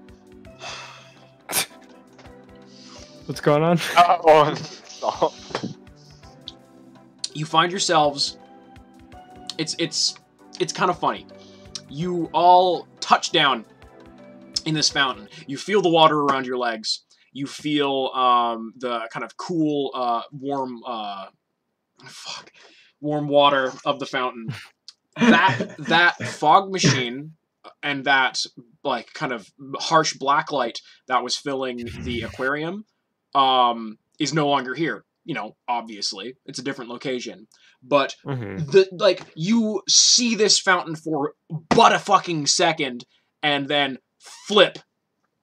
Lights hit that dark purple, dark blue type beat, and a fog starts creeping in. And Kevin, you feel this wrenching feeling. It's not even like, you don't feel it within your body, you don't feel it within your soul, you feel it within like your identity, and you rescind this teleport.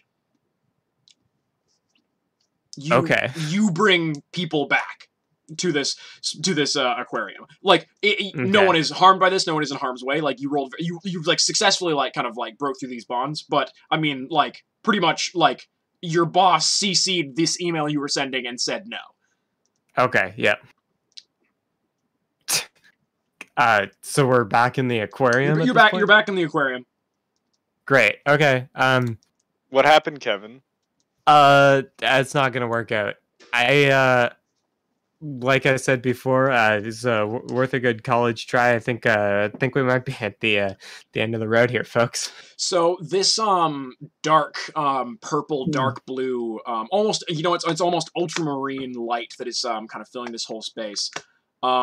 You notice that while it is still like really picking up and like getting some people kind of glowing with their, in the way that ultraviolet light does that, Trent specifically is picked out in this kind of outline. He's got he's got drop shadow on, he's got inner glow on, he's got outer glow on. Trent seems to have been tagged in some way.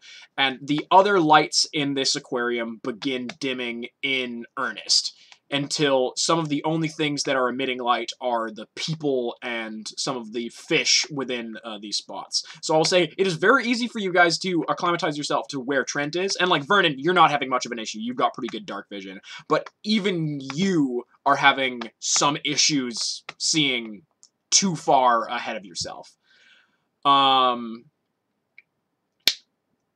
And crashing through suddenly through this like sudden silence that cloaks this aquarium. The loud DJ music has stopped suddenly.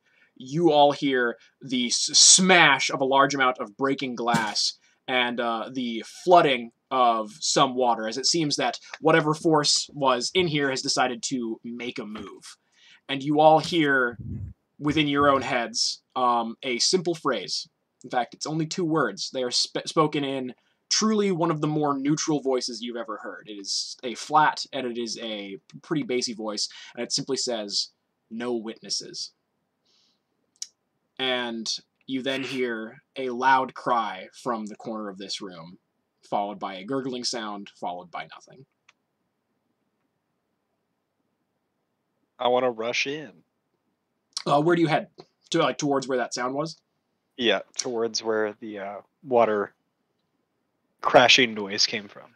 There was a small little bubble type window at the corner of this room where one Daniel T was sitting. And you are running over there through what has now become pitch black darkness. And you feel a wave of water hit your feet, and within it you see the thin bluish white glow of some jellyfish, and then your foot hits something hard, Trent. I look to see what it is. It's quite dark, and you put your hand down and you feel corduroy, and it is quite wet. I want to try to tune in to whatever frequency was going into our heads when it said no witnesses. Absolutely, please. Roll plus weird for folks not in the know, or for folks that are familiar with Monster of the Week. Our own Trent has taken a separate move to use magic called Tune In, I believe is like the actual. Is that the name of like the move? This is a move from a different playbook. Yeah, so you can kind of make a bit of a brain-to-brain, clown-to-clown communication with a monster of sorts. Yeah.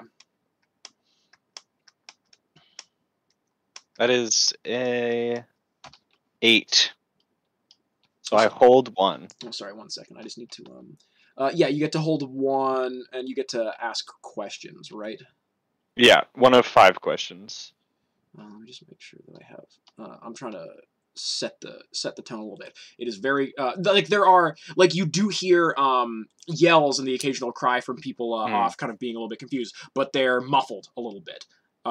You have a very strong sense of where Amber is. I will say that, Trent. Like you like that kind of palpable emotional bond that you have is not dimmed by this. Yeah. So what are you trying to do with this question? How can I attract its attention? I mean, it wants no witnesses. It wants you to be alone. So if you get away from other people, you'll see it.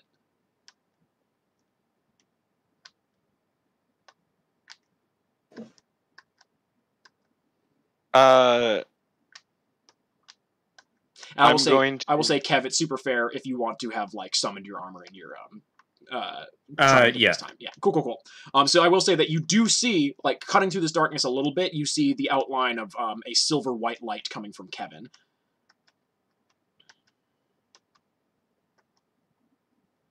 I want to run back to the group, be like, okay, guys, either I have to go alone, or we all need to like get away from these people. We just need to like, I just want to get it away because it seems to be coming after me. Yes, and I feel like going off alone would be a really good way to get yourself killed there. What like you ran off? Like what happened? Like I heard the voice in my head, but like there was Daniel, at least what felt like Daniel, on the floor, wet, and what I can only assume either unconscious or worse. Dead. Possibly. That would be worse, Kev. Yeah. Yeah. Well, I mean, I feel like it could be. We could get worse than that, but let's focus on the topic. Yeah, let's not move our goalposts too far. Kev, Trent, you are not going off alone. Just well, we need to do something else. More people are going to die.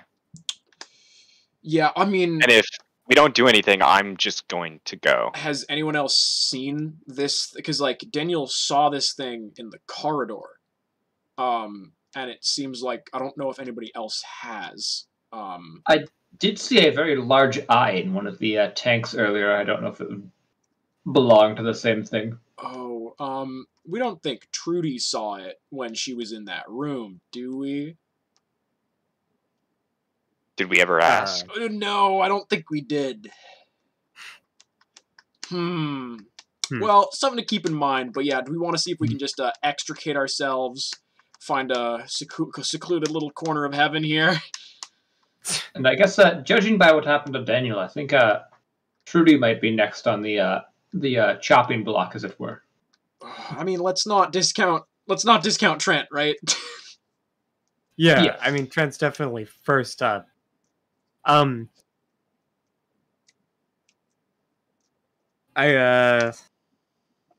guess we start walking. Excellent. So I'm just gonna do this. And you guys are making your way through this aquarium, and you're trying to like I'm guessing you're just trying to like navigate, away from where you see people glowing, pretty much. Yeah. And people are mainly kind of like grouping together. And you're trying to follow the kind of mental picture that you had of this place. And you are finding more and more of these strange halls filled with these large tanks filled with fish. And it's pretty clear there's something wiggy going on spatially here. Again, Kevin, you know that there are beings capable of this type of kind of subterfuge and manipulation. You don't know the specifics right off the bat. Do you want to try and, like, fucking, like, push past this, like, imposed mental block on your brain from above? Because I would say, like, you know, Kevin has a fair bit of willpower to him. You could try, but you don't know how well it would go. This is probably not something you've ever tried before, to, like, directly go against an order from the Divine Beyond. Yeah, you know what? I'll try. Do you want to call that weird, then? Sure. Or... Also, I feel like it should be act under pressure. Although it's the same role either way. So Cool. Yeah. What's up, Chris? What song is playing now? It is very, very quiet in the aquarium, I'm afraid. Would my presence help Kevin at all as, like, a buff? You know, take a +1 on that one, actually. Okay, 9. Interesting. Fuck. Alex! What's that? Alex redeemed, yeah. 3 times. Friend of the stream and measly moderator M3 has redeemed add more salt. Great. A 9. Okay, so you were expressly told by Albert to not know about this stuff. You didn't quite get a 10, but you got a 9.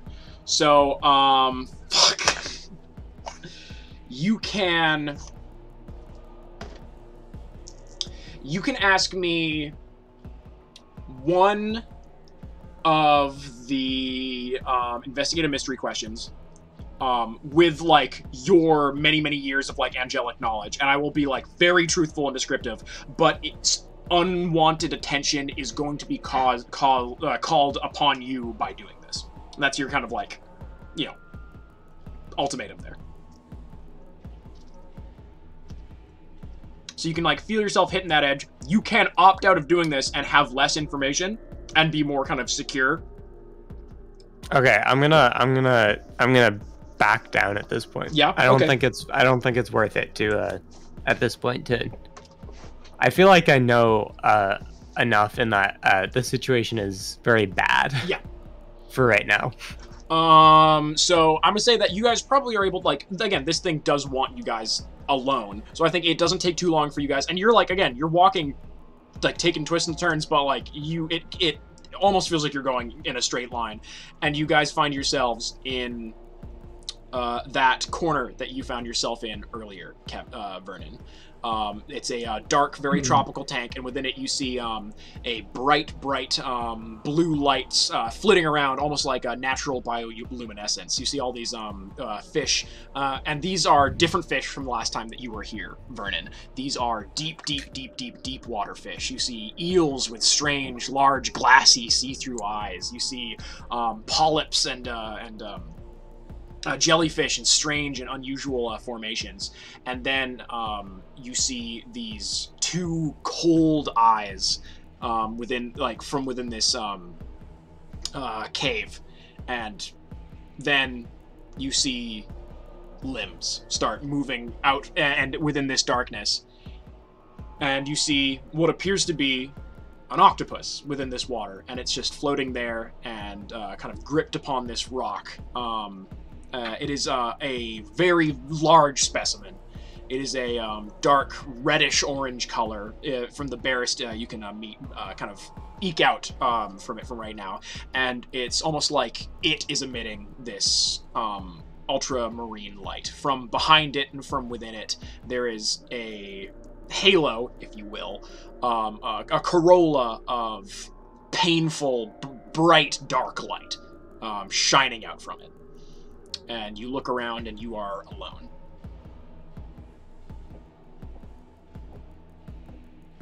Save for, Mariana, Amber, and the 3 of you. Oh. Yeah. And right now it just appears it's kind of waving some of its arms up above its head, but it does not appear to be making any direct action. It just appears to be looking at all of you. And Kevin, you get a pang of... You feel the space of memory within your head. And Amber grips your hand very, very tightly, Trent. and she looks quite perturbed and a little bit skooked out. Well, I'm pretty sure this is the same fellow I saw earlier. Is this one of your bosses, Kevin? Yeah.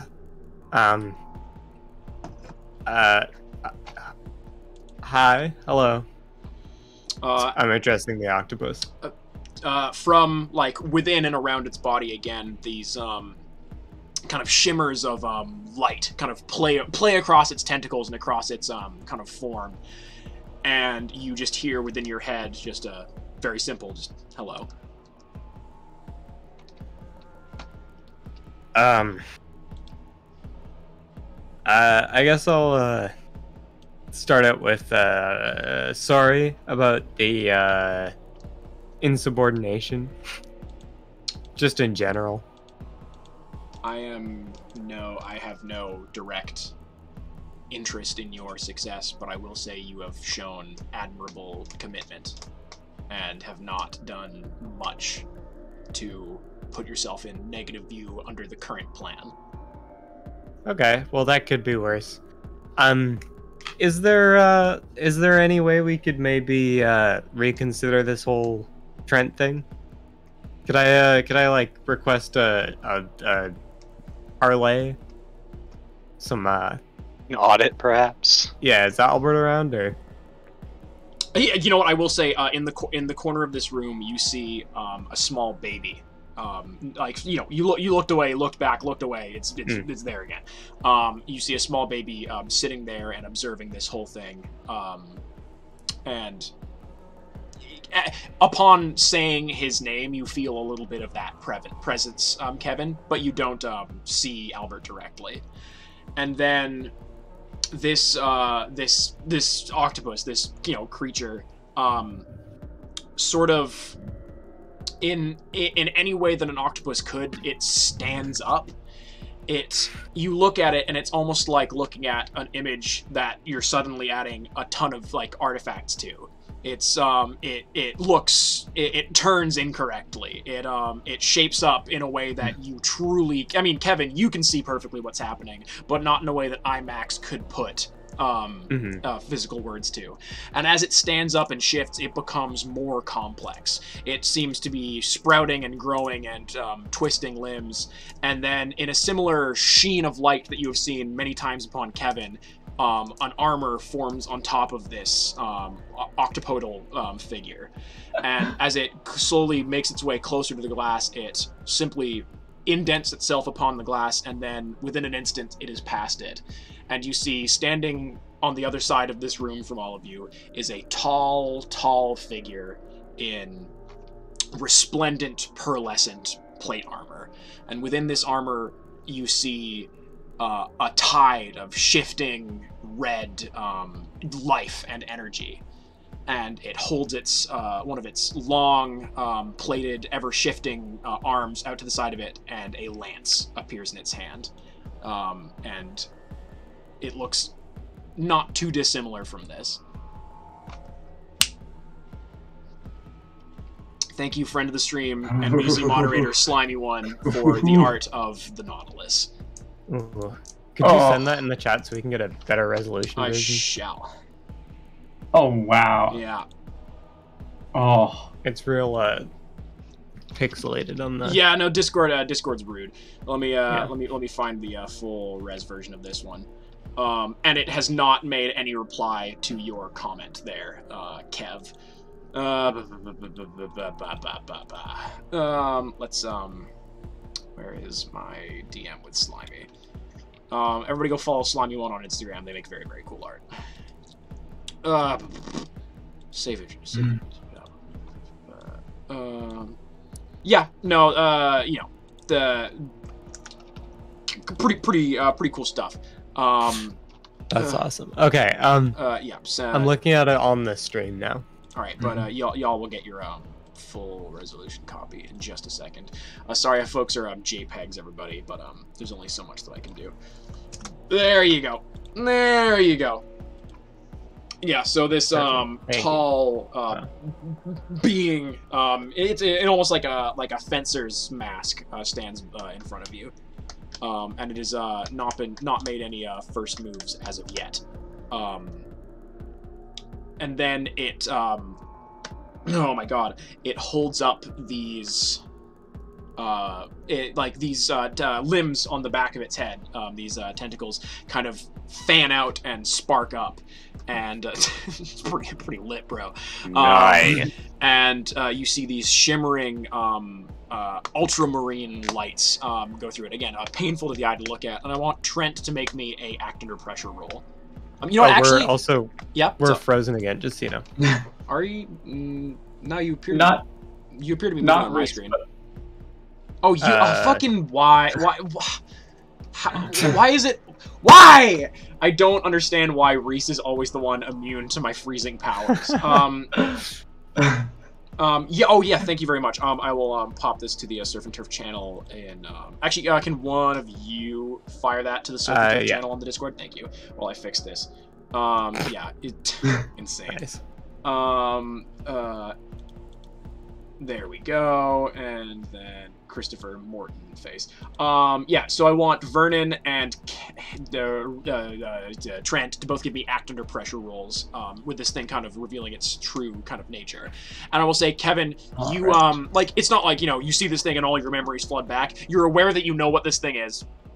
You're aware that you've, fought alongside them before. You know that they are certainly old, but the specifics are lost upon you. What's up, Reese? Really making a Greg Turkington face right now. Oh. Okay. What's up, buddy? Why don't you go first, Reese? You want a +1 on that one from Amber? I got a 4.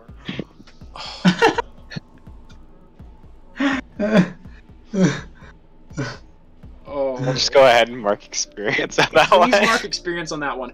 Trent, you take 2 steps forward and you get down on your knees. Oh, yes, I Yeah. Right. Vernon, what did you get on your act under I pressure? got an 8. You got an 8? Do I get to do one? You don't have to. Do I need to? You don't have to, no. Okay. You are filled with the strongest sense of dread and apprehension you've ever felt. You are going to take a -1, take a -1 going forward to attacking this thing. Keep in mind that you do have a +1 going forward that you can spend once. But that being said, you don't need to, like, flee in terror from this thing as it turns you away, using its just, like, divine, like, ultramarine might. And Trent, with that, this thing bends down on its hind legs. It's only got the 2 legs, so let's just call them its legs.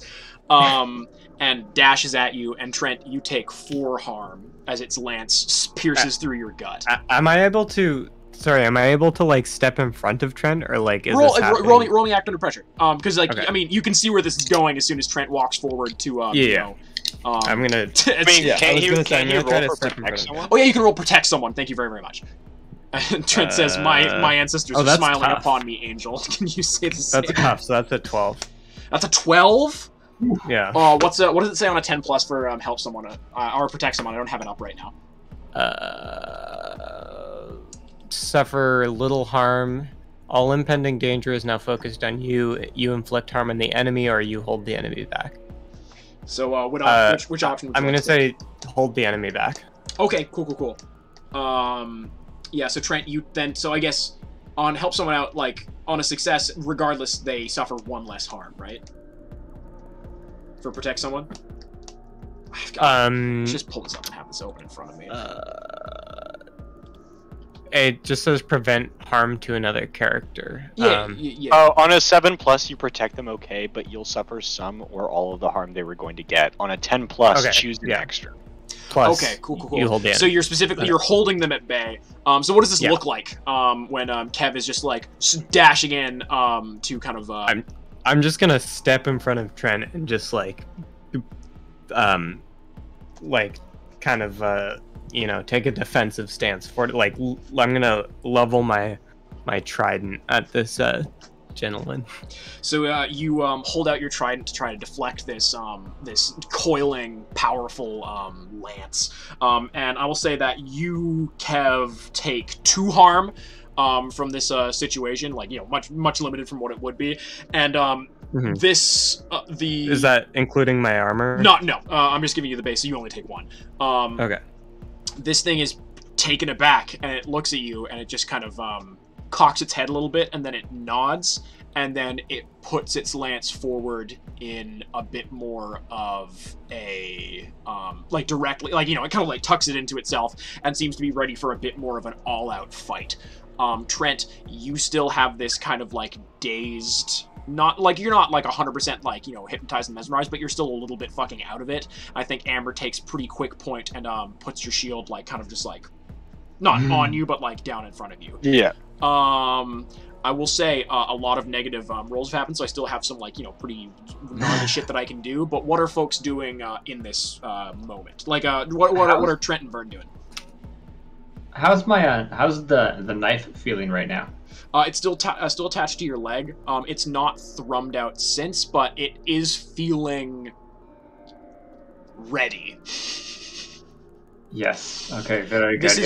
This is not the first Archangel this knife has faced up against. Exactly. I'm gonna grab the knife and well, this knife has killed your kind, and it will do so again.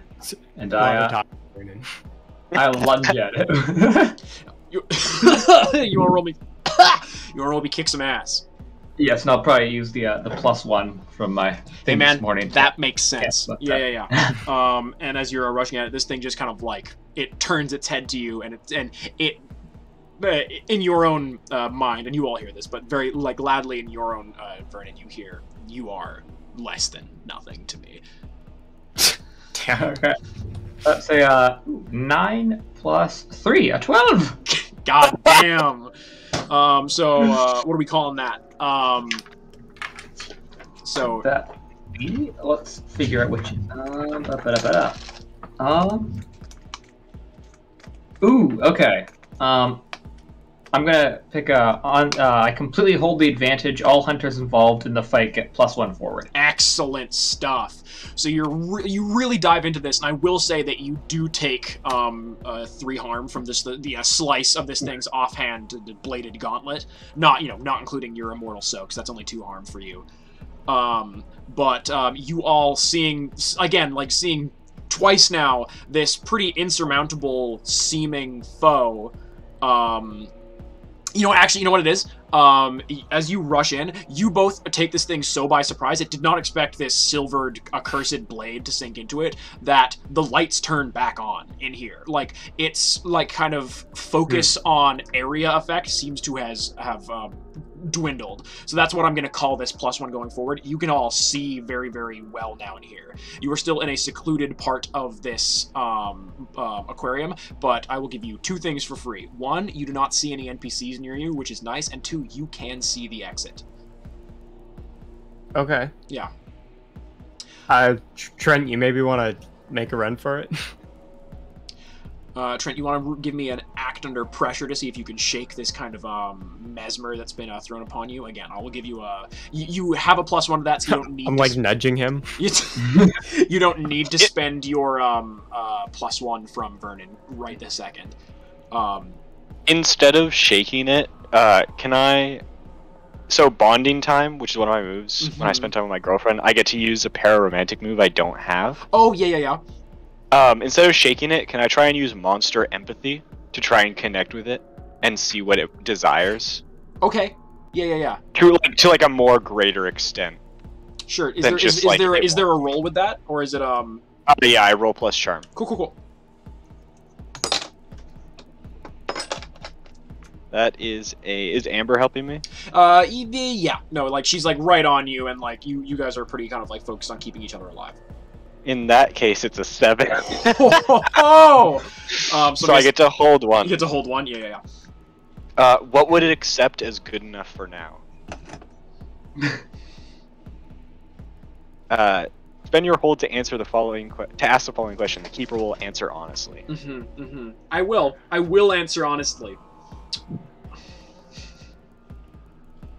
Because I have thought about this. Don't get me wrong. Like, you know, this is something you have to consider going into this. You feel this, like, mass, like, against you. Careful, no jokes, everybody. Just by the way.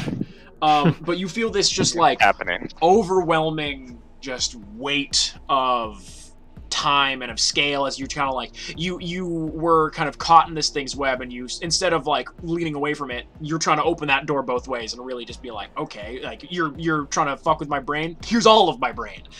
Yeah. And as you kind of you feel yourself awash in this cool, ice-cold blue space that is this thing. And you get a pretty good read of it. It is, devout to heaven, obviously. It is incredibly old, obviously. But I think it is a particularly independent figure. You sense a lot, like this thing is not being controlled by heaven. This thing is not, under direct, it's under, like, orders, but it is, like, making its own decisions. It is playing this whole thing out. Like, you've, like, seen, I'm gonna say that you're also getting a lot of kind of similar vibes to when you tried to think about, Vic. Like, it's a similar kind of mindset of a being, although very, very cerebral. So this thing has been urged to destroy you, Trent, and collect whatever essence and ability that you have within you. That being said, I think that a show of strength and a show of, I think if you could impress this thing and make to its sensibilities think that you are more useful alive than you would be dead to heaven, I think it would probably let you live, is the vibe that you're getting from, like, again, just trying to desperately claw at this thing's unknowable psyche. And you know what? I think we're gonna call a trade-off here. Take one harm. You take one harm from, like, this, like, weight of eldritch power entering your brain by, like, directly contacting this thing, and this is gonna ignore that amulet. I was gonna say, does the amulet, like, absorb the eldritch power? Nah, like, this is straight. Yeah. You are brain to brain connecting with, like, a ancient, powerful archangel. Yup. Yas, queen. Just Trent things. I hate it here.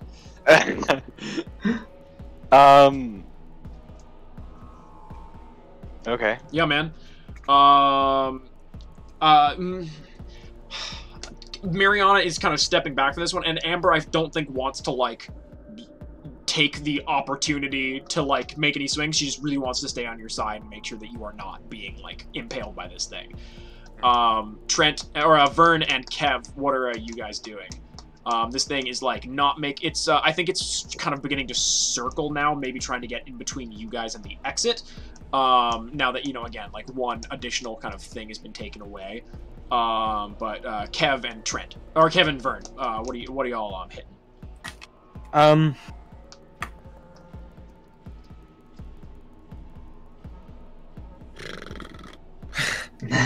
You know what? Can I take another move? What are you calling it? I want to do my platonic pedagogy move. Yeah? Yeah. Try to just, like, really just, like, go all out on this mud style? Yeah, since I know that it wants me to be, like, powerful and show my worth, I think Trent's gonna go balls to the wall and try and basically, like, disorient this archangel enough to, like, get everyone to, like, be able to sprint for the exit. Nice. Yeah, cool. So roll plus Plutonic Pedagogy. And I'm going to use my +1 from Vernon. From Vernon, giving you the event, and the +1 from Amber. Yeah, that'd be awesome. Yeah, Thanks. yeah, no, for sure, man. Whatever, right? Yeah. Whose idea was it to bring Amber back? Okay, so that's a pair of snake eyes. I'm going to use a point of luck. Cool. Okay. Yeah. To like lightning fast weave between Vernon and Kevin to just like basically use this like vampiric like cloaking I've sort of got. Yeah. Just like as like the most like not expecting me to have it. Like a quick like run up and just Yeah, you're hitting Q, W, and E at the same time while flashing. Yeah. Yeah, you're really, for sure, you're throwing everything at this guy. You're panicking. All in. Yeah, absolutely. Yeah. Crazy strafing. Yeah. And like, for this, like, I'm leaving like Amber's side. Like, I don't even think she like she doesn't notice me doing it until it's like already because like we've said before that plutonic pedagogy, that's an ability that Trent has, kind of tapping into his very strong connection to his girlfriend, and just kind of using like demonic like weapons training even without like the specific muscular memory or ability. So you just launch yourself at this guy and just smack at the side of its probably at like its shoulder with this buckler that you have, and its lance arm is just caked in this putrid like really clay-filled mud that kind of covers this shield. And as you do this, you feel that you are you have a dead grip on this little buckler right now. Your kind of left arm is really coated in this mud, and you and this big old fiend are standing down against each other, and you have disadvantaged it pretty well, using D&D terms, pretty deftly. And I want to turn back and scream both, like, vocally and in, like, all of my allies' minds, like, run for the exit. I mean, Amber does not heed. Mariana leaves. She extricates herself from this situation and is sprinting towards that exit. Vernon, Kevin, what are you doing? I'm gonna attack. Facts. I'm not just gonna leave at this point. Yeah, no, hey man, fair. Roll, kick some ass. Keep in mind that you have a +1 that you can apply to this. Right.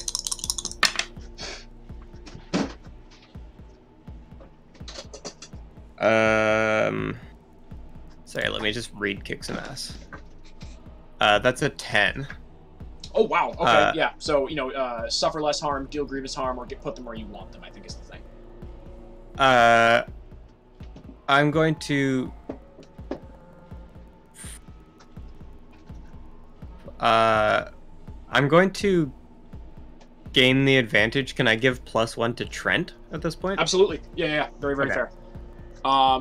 You just jump in with your silver trident against this, this Archangel thought it had a pretty good read on this whole situation. I think it was pretty confident going into all of this. Again, it's not been very vocal during all this. It's very kind of, and it's not like, oh god, I'm gonna loot. It's not very reactive, but you get a pretty good hit on it, and it does poke you.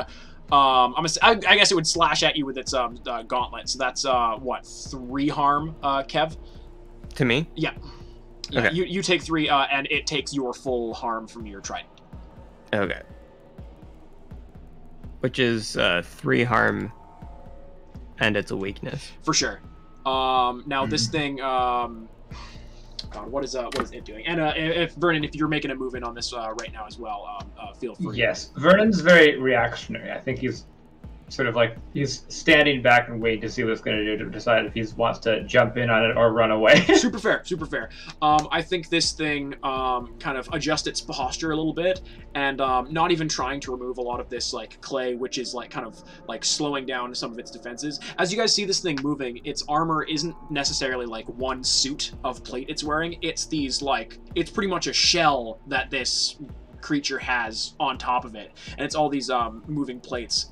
Kind of shifting over top of each other, and it gets very low to the ground, and its armor kind of changes shape a little bit to kind of constitute with that over itself. It becomes a lot, it kind of hunkers in on itself, and it looks ready to absolutely spring the fuck at Trent again. And it's it's going to be, in that case, I'm gonna jab back at it. I'm also unstable now, I should say. Cool. Very very good to know. Yeah. You're gonna slice at it with this knife? Yes, doesn't seem to care about me, so that's nice. Ooh, okay, that's a 10 plus 3, 13. Oh my god. Vernon! And being the conservative that I am, I'm gonna choose suffer no harm at all. You just while it's about to attack the fuck out of Trent, you go in and just at this thing again, just like trying to find a little chink in its armor. And for the first time, you hear this thing let out a noise. It is not a noise that any of you have maybe heard before. It is this like squealing, screeching sound, and this light from behind it grows even that bit more intense. This ultramarine just glow outlining all of you just shines out from it. And you hear it yell out. Maybe it's quite hard to say, but perhaps through actual sound this time. I must kill the Khatri. I have no other option. It is my single goal this night. And it springs at you, Trent, to run you through with this lance. Roll act under pressure, I guess, to get out of the way. With a +1. And you can add another +1 to that from Kevin. I can? You can. Because he gave you advantage, I guess, from deflecting. That's a 7. Oh, God! I rolled a 4 +1 +1 +1. Hey, Trent, if you get out of the way, he's gonna hit Amber.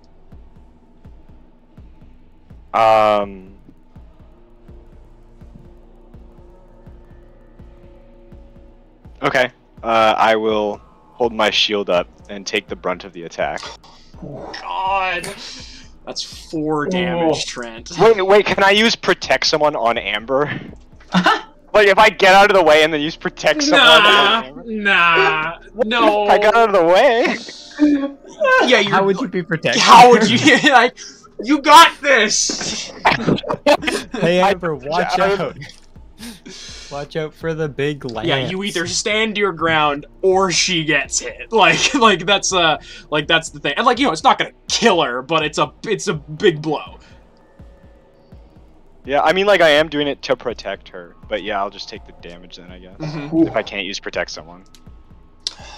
Yeah, so this would be 4 damage on you, Trent. You got your amulet. I do have a shield. You have your amulet and you have your shield out, so I'd call that a generous 2 damage against Trent.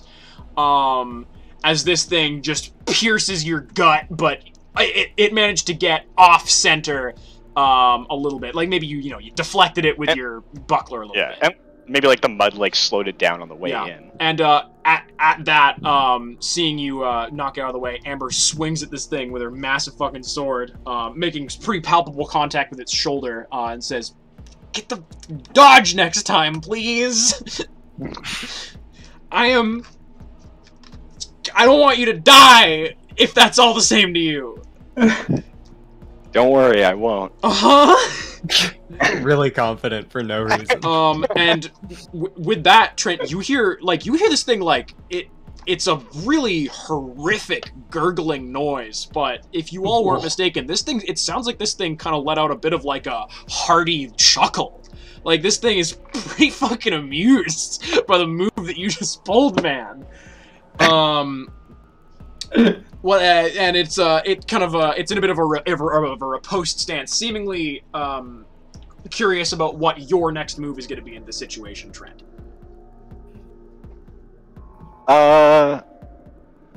I'm just trusting in my friends and like kind of holding my ground to like protect myself better or anyone from any moves that it would make, but not engage anything otherwise. Cool.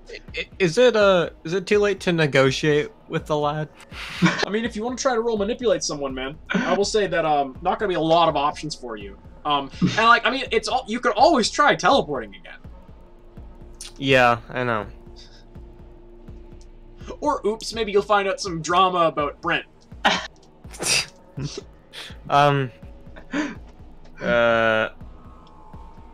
Oh, okay, yeah, no, I was thinking of I might... Yeah, man.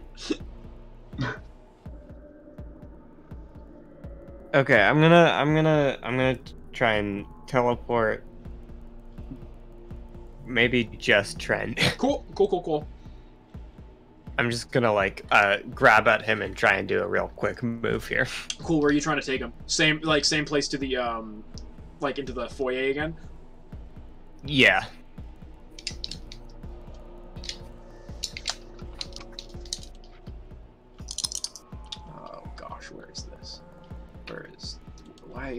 Streamlabs.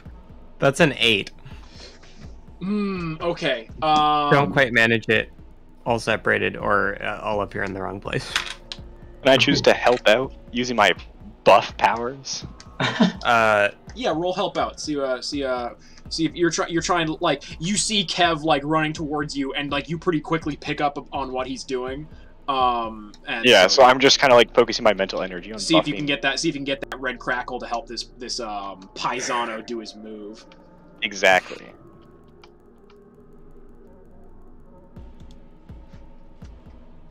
Say, what is it? Add to it? Help out. It's an 11.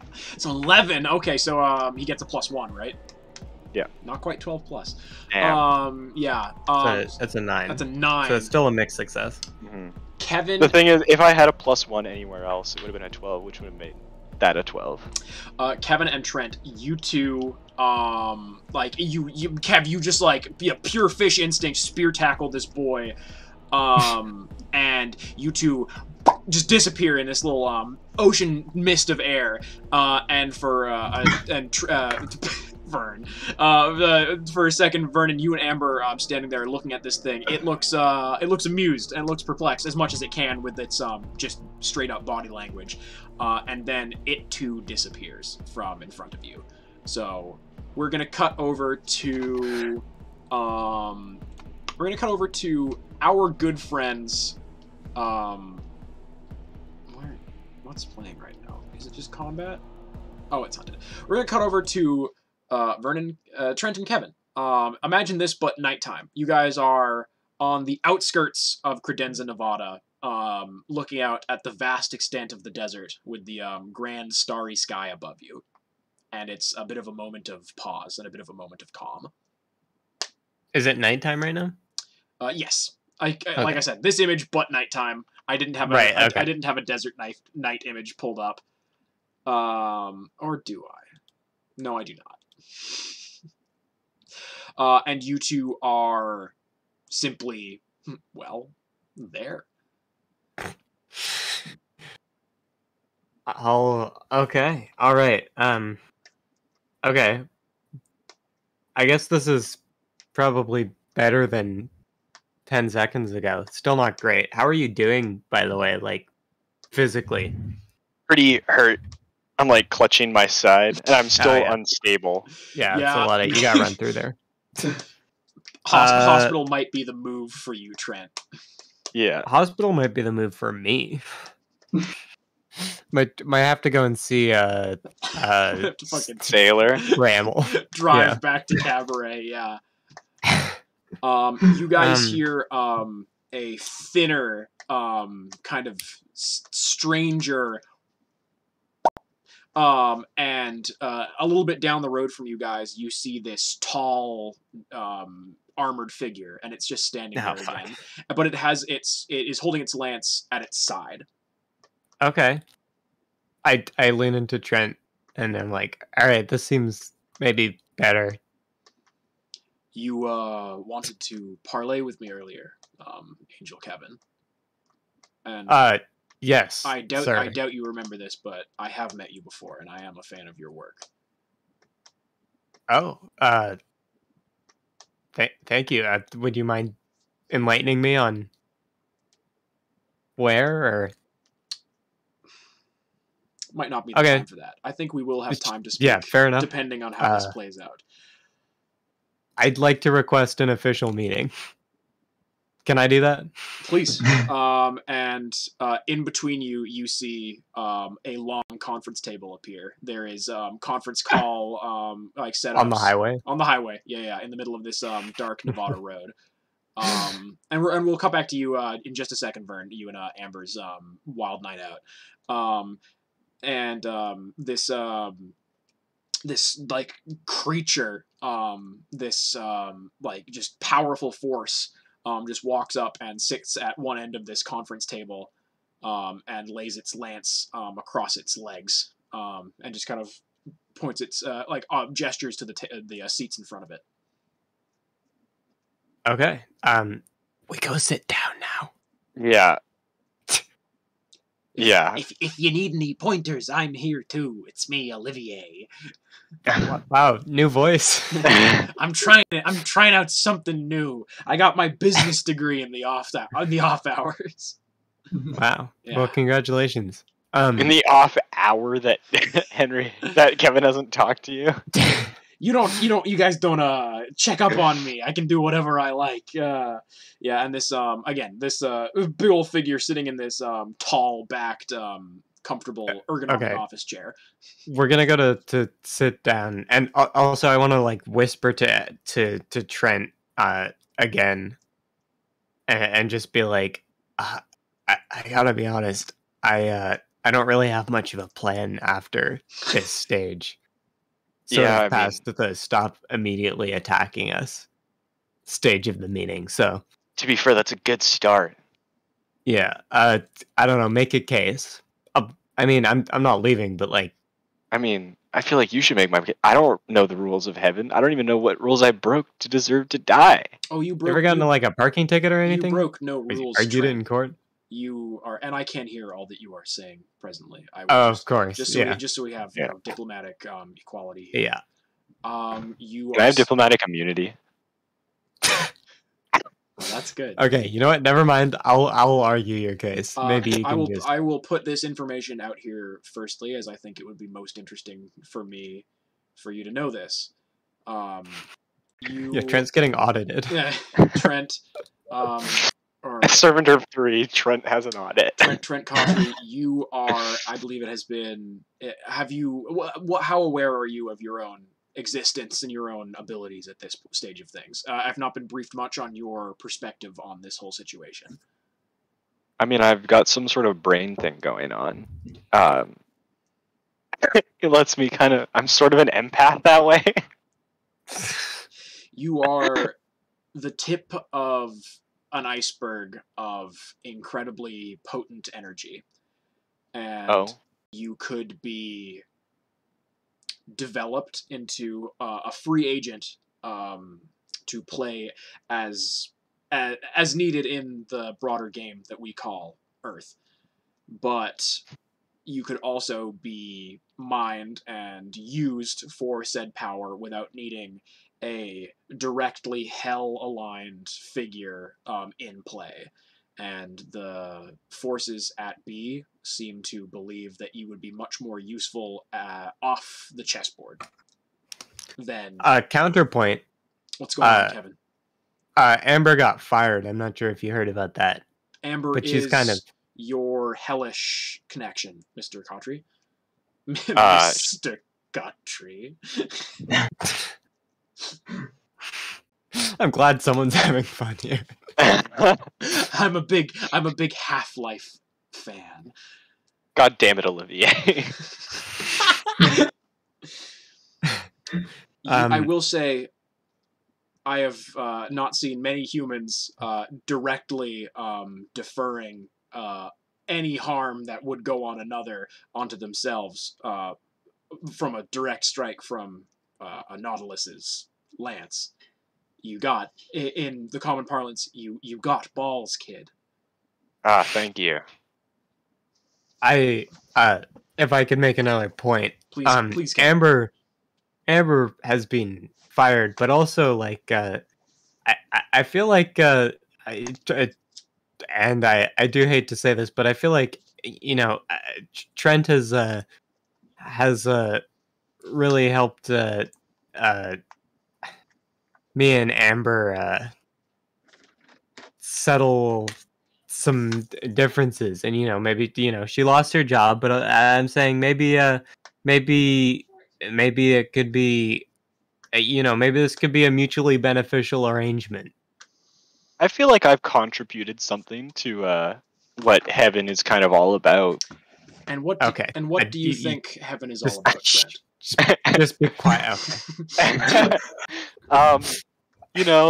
Like we took care of that thing in the first and second seasons that was really bad. Do you not remember what it was? We took care of that. We killed my friend who was already kind of dead to a crown of badness. The minor pawn of the brine did not serve much overarching threat to Heaven's current plans, I will say. Nor does the overtaking of one town by a similar entity within that. That being said, Kevin, have you been briefed about the current plan? To an extent. Ooh, it doesn't quite sound like you have been. I will say that priorities have shifted a little bit, and we're really, again, you seemed concerned about your bona fides within Heaven, but the affairs of what humans are living and dying on Earth is not primarily, it's not, our main goal as of right now. So it's been, I want to say that promotions are in the works for new regimes coming in. So your name is certainly up there. So if you're using this as a power play protecting this human, feel no need. Your upward mobility is most definitely assured within the organization. But for you, Mr. Cautry, I do believe you could be a useful asset, and I could put forward useful... I may be able to garner you a bit of an audience with someone who might be able to make a call stopping me from using my abilities, my lance upon your big lance, my long big old heavy lance against your mortal normal body. Yeah, that would have been against my girlfriend if I didn't, And again, self-sacrifice is admirable, and I appreciate seeing it. And I think that you have certainly at least shown that you are an enjoyable sparring partner. And I might be able to get a word in with people upstairs, I like to say upstairs again using the common parlance. It's quite definitely down. In the deep. I would probably take this if I were you. I guess I'm acting kind of as your lawyer at this point, but I don't really have any other choice, Kevin. What else was I going to say? No. I mean, we could bleed out in the desert. That doesn't sound like a great choice. I have to give you your options as your counsel. Are there any other options you can think of? No. You could attempt fighting me in Mortal Kombat.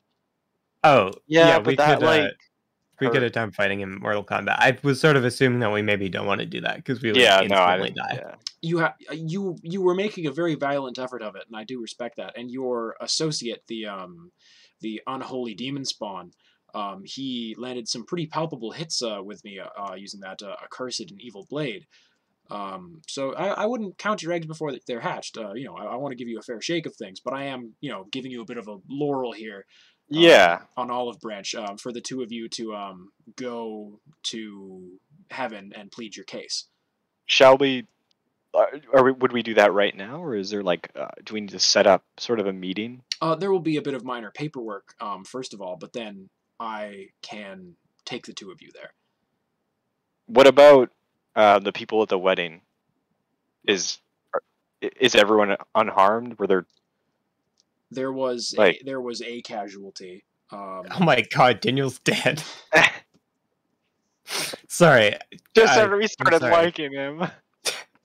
Well, Kevin, he saw my true angelic form, and we don't want any. Again, we're not being too careful about what's going on Earth right now, but we have to keep. He's also 70 years old. You That's true. Are Brent and Fern okay? Because I feel like it would be uncouth to kill a couple at their wedding. I certainly would never be caught doing anything of the sort.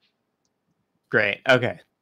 I gotta be honest. I don't have much of an attachment to Daniel.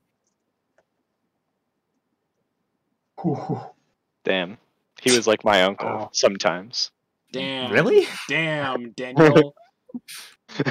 Damn, Daniel. So that's a M3 original from the chat there, yeah.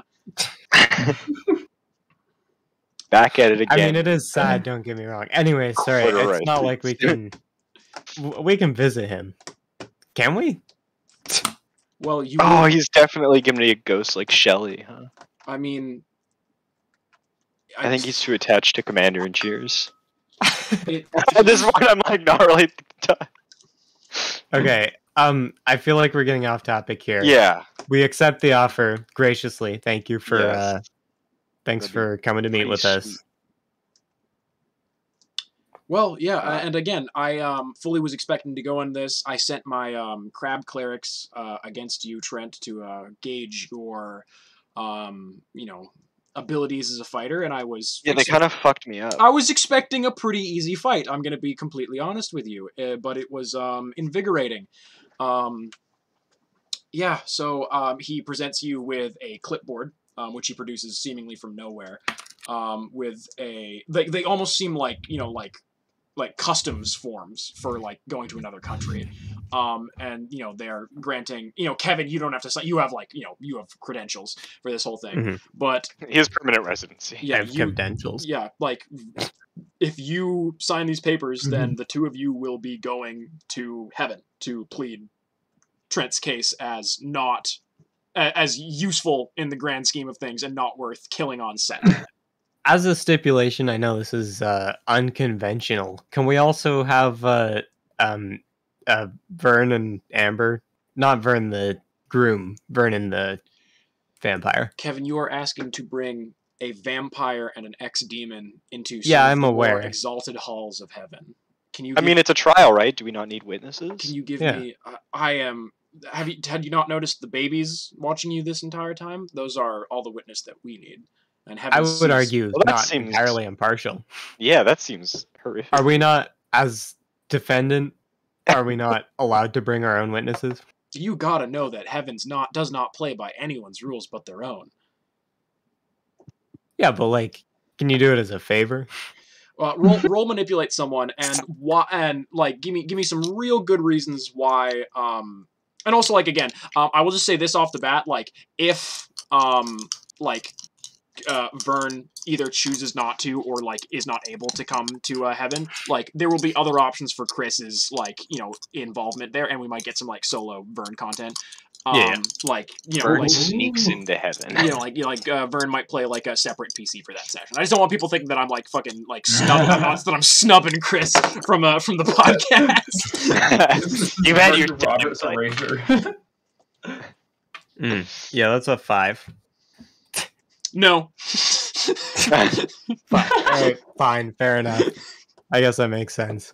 All right, I guess I sign here on the. At that moment, I think we're going to cut back over to Amber and to Vernon. Oh my god! Actually, I really know how I'm going to play this. Amber is looking at you, Vernon. She's like, "Did you fucking see where they went? I can't. Vernon, what the fuck did you do to Trent? I don't know where he is." He does have quite a bit of he has some magic stuff on him. Perhaps I could try to sniff him out. Christ, Vernon, this is not good. I'm not used to not knowing where this little tyke is. I should have realized that the other angel could also teleport as well. That Kevin's idea was inherently flawed. Oh boy, I'm gonna try to see if I can find Trent via some magical scrying. Yeah, see another place / time as one of the things under use magic, please. That is okay. 9. Okay. So you have your effect, and also choose one glitch for me, please, Chris. And if you could read from the glitch list, that would be muy apreciado. Yeah. This is a multilingual podcast now. Kevin, give me some Ecuadorian Spanish. All right. The glitches are the effect is weakened. The effect is of short duration. You take 1 harm. Ignore armor. The magic draws immediate unwelcome attention, or it has a problematic side effect. I'm going to go problematic side effect.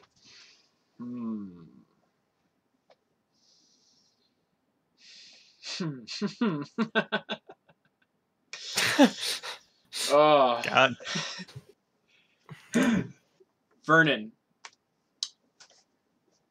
you have possessed Trent.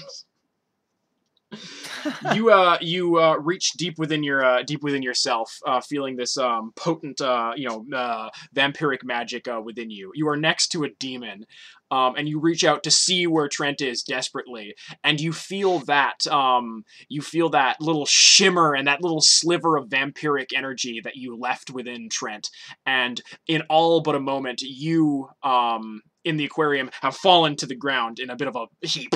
And you are seeing through Trent's eyes, smelling through his nose, and tasting through his lips, and feeling through his nips.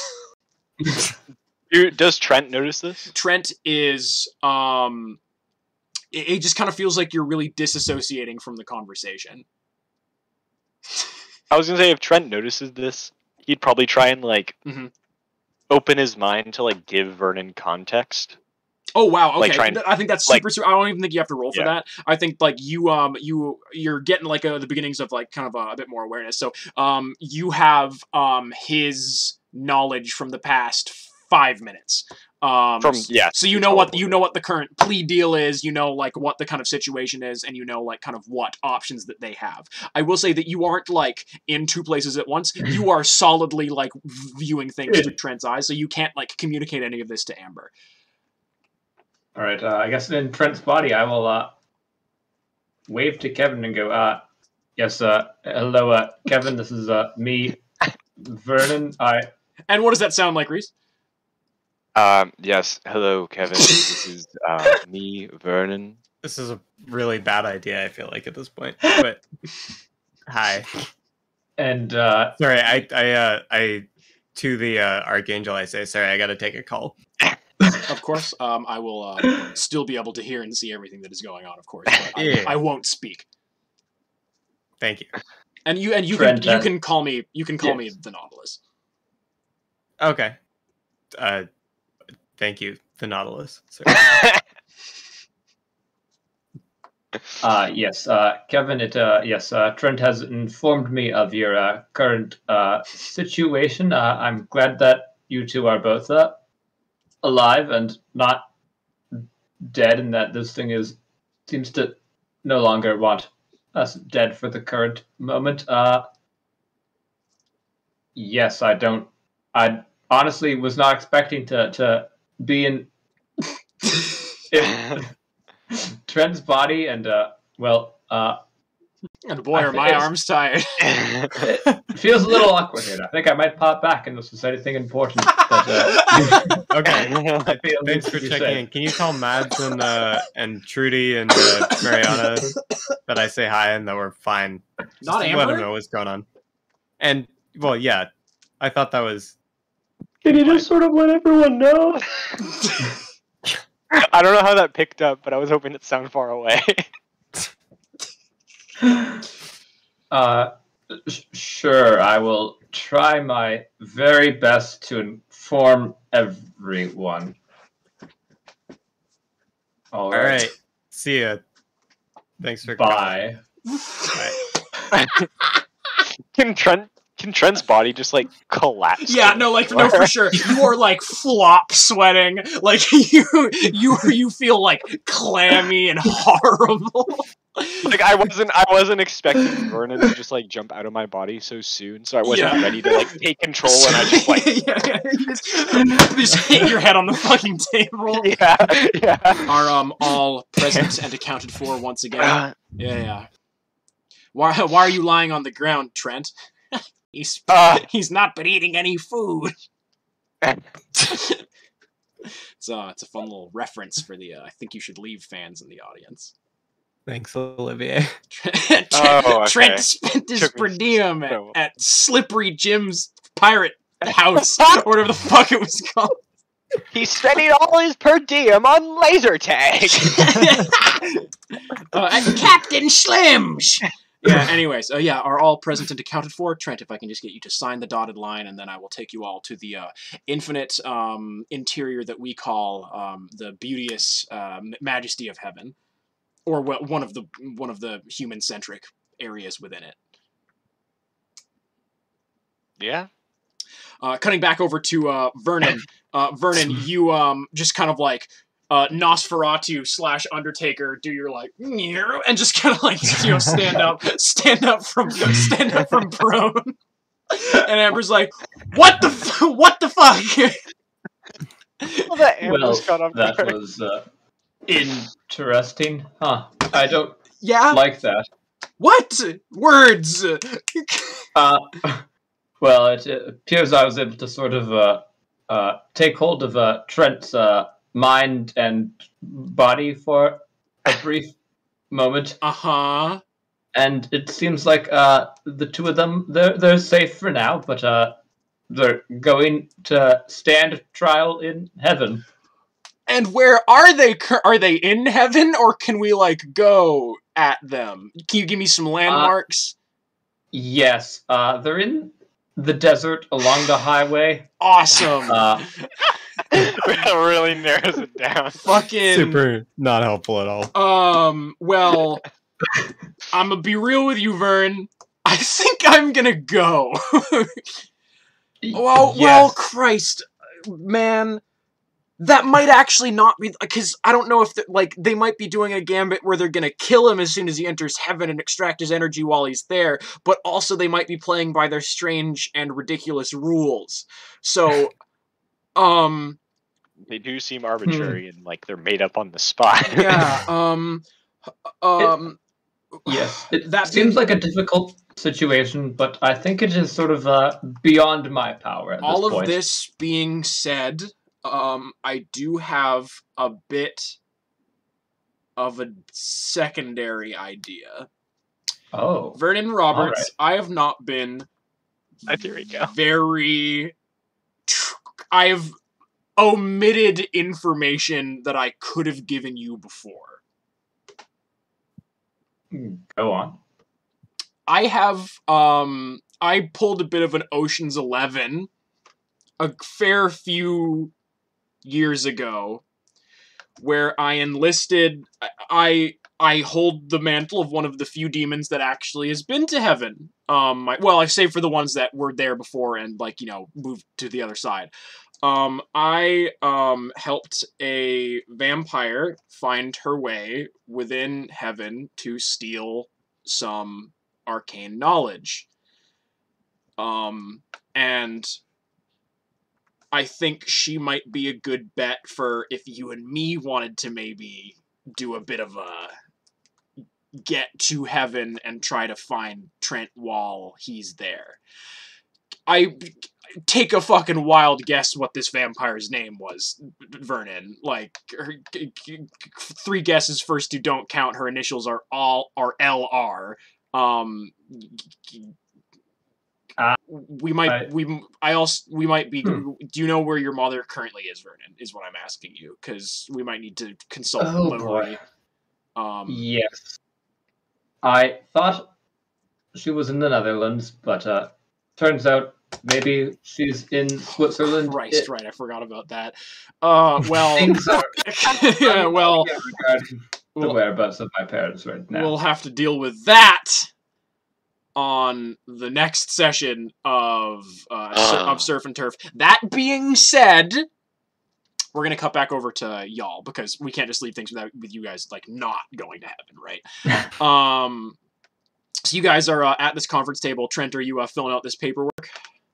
Yeah. Okay. Just as quickly and efficiently as I can. Mm-hmm. Yeah. And this figure, this Nautilus, kind of stands up to its full height, and this thing is 8 feet tall. And then you're like 8 feet tall. It then sheds its armor, and these kind of plates all fall to the ground, leaving this just kind of mass of intertwined limbs. And as before, where all these limbs kind of got very, very, very complicated very quickly, lights and color start playing off of this thing's flesh, and these limbs start twisting around and in and around each other more and more and more until they start forming and becoming dense and forming the shape of your average kind of human. And Trent, standing across from you, you see not a exact double. It would be like if Trent was a very impressive macaroni sculpture. Colored exactly like Trent Cockery. And the Nautilus says, I assumed that this would be more calming for you to look at than a large cephalopoidal figure.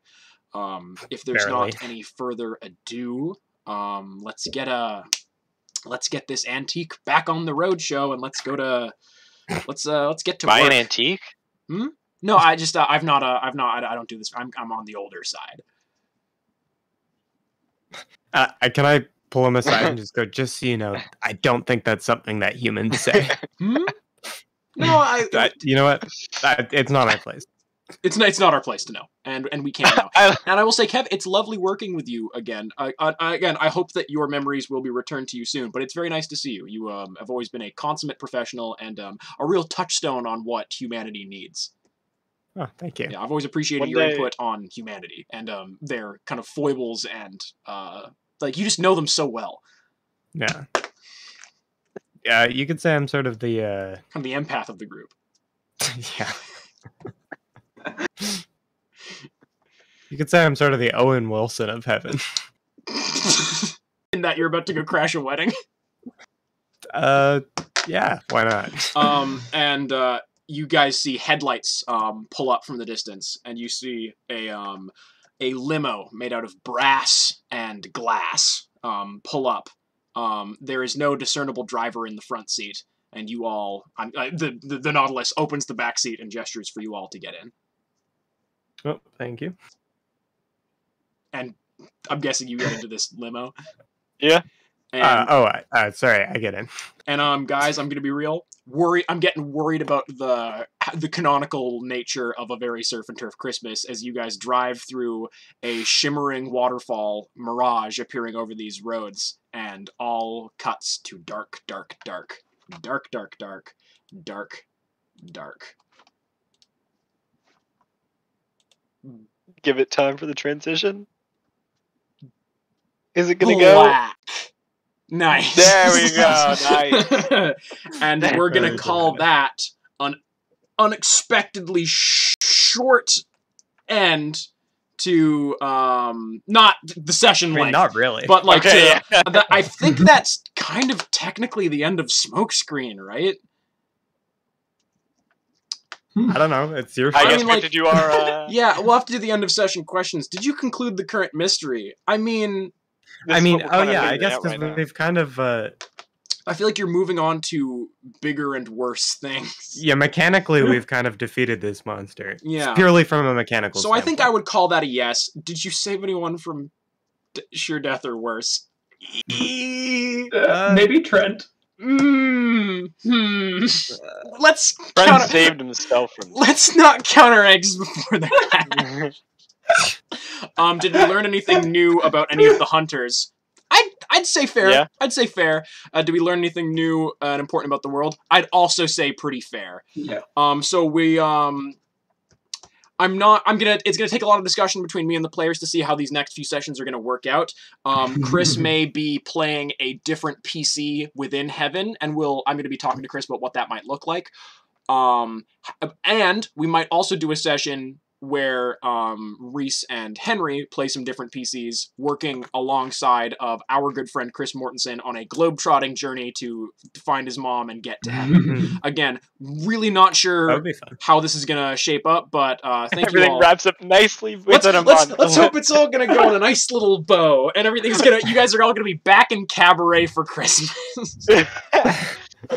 You have plenty of time. It's like mid-November, and you have until the 25th of December. Yeah. Surely you could also, and I do want to just say this as a critique of you as a person, you could have easily set SmokeScreen after Christmas. Don't I know it? Don't I know it? As I was getting through this, it's like, wow, it really looks likely that if... There's really no reason to have the Christmas special and then go back in time like 3 months. To Halloween for the next. Because we have to go month by month by month. Because we have to go. That's how we do things here. That's how we do things here at Surf and Turf. All right, yeah, sorry. That's our show motto. We cover every month. We cover every month, and we take it in stride. Well, we have to cover the early, mid, and late season scaries of every.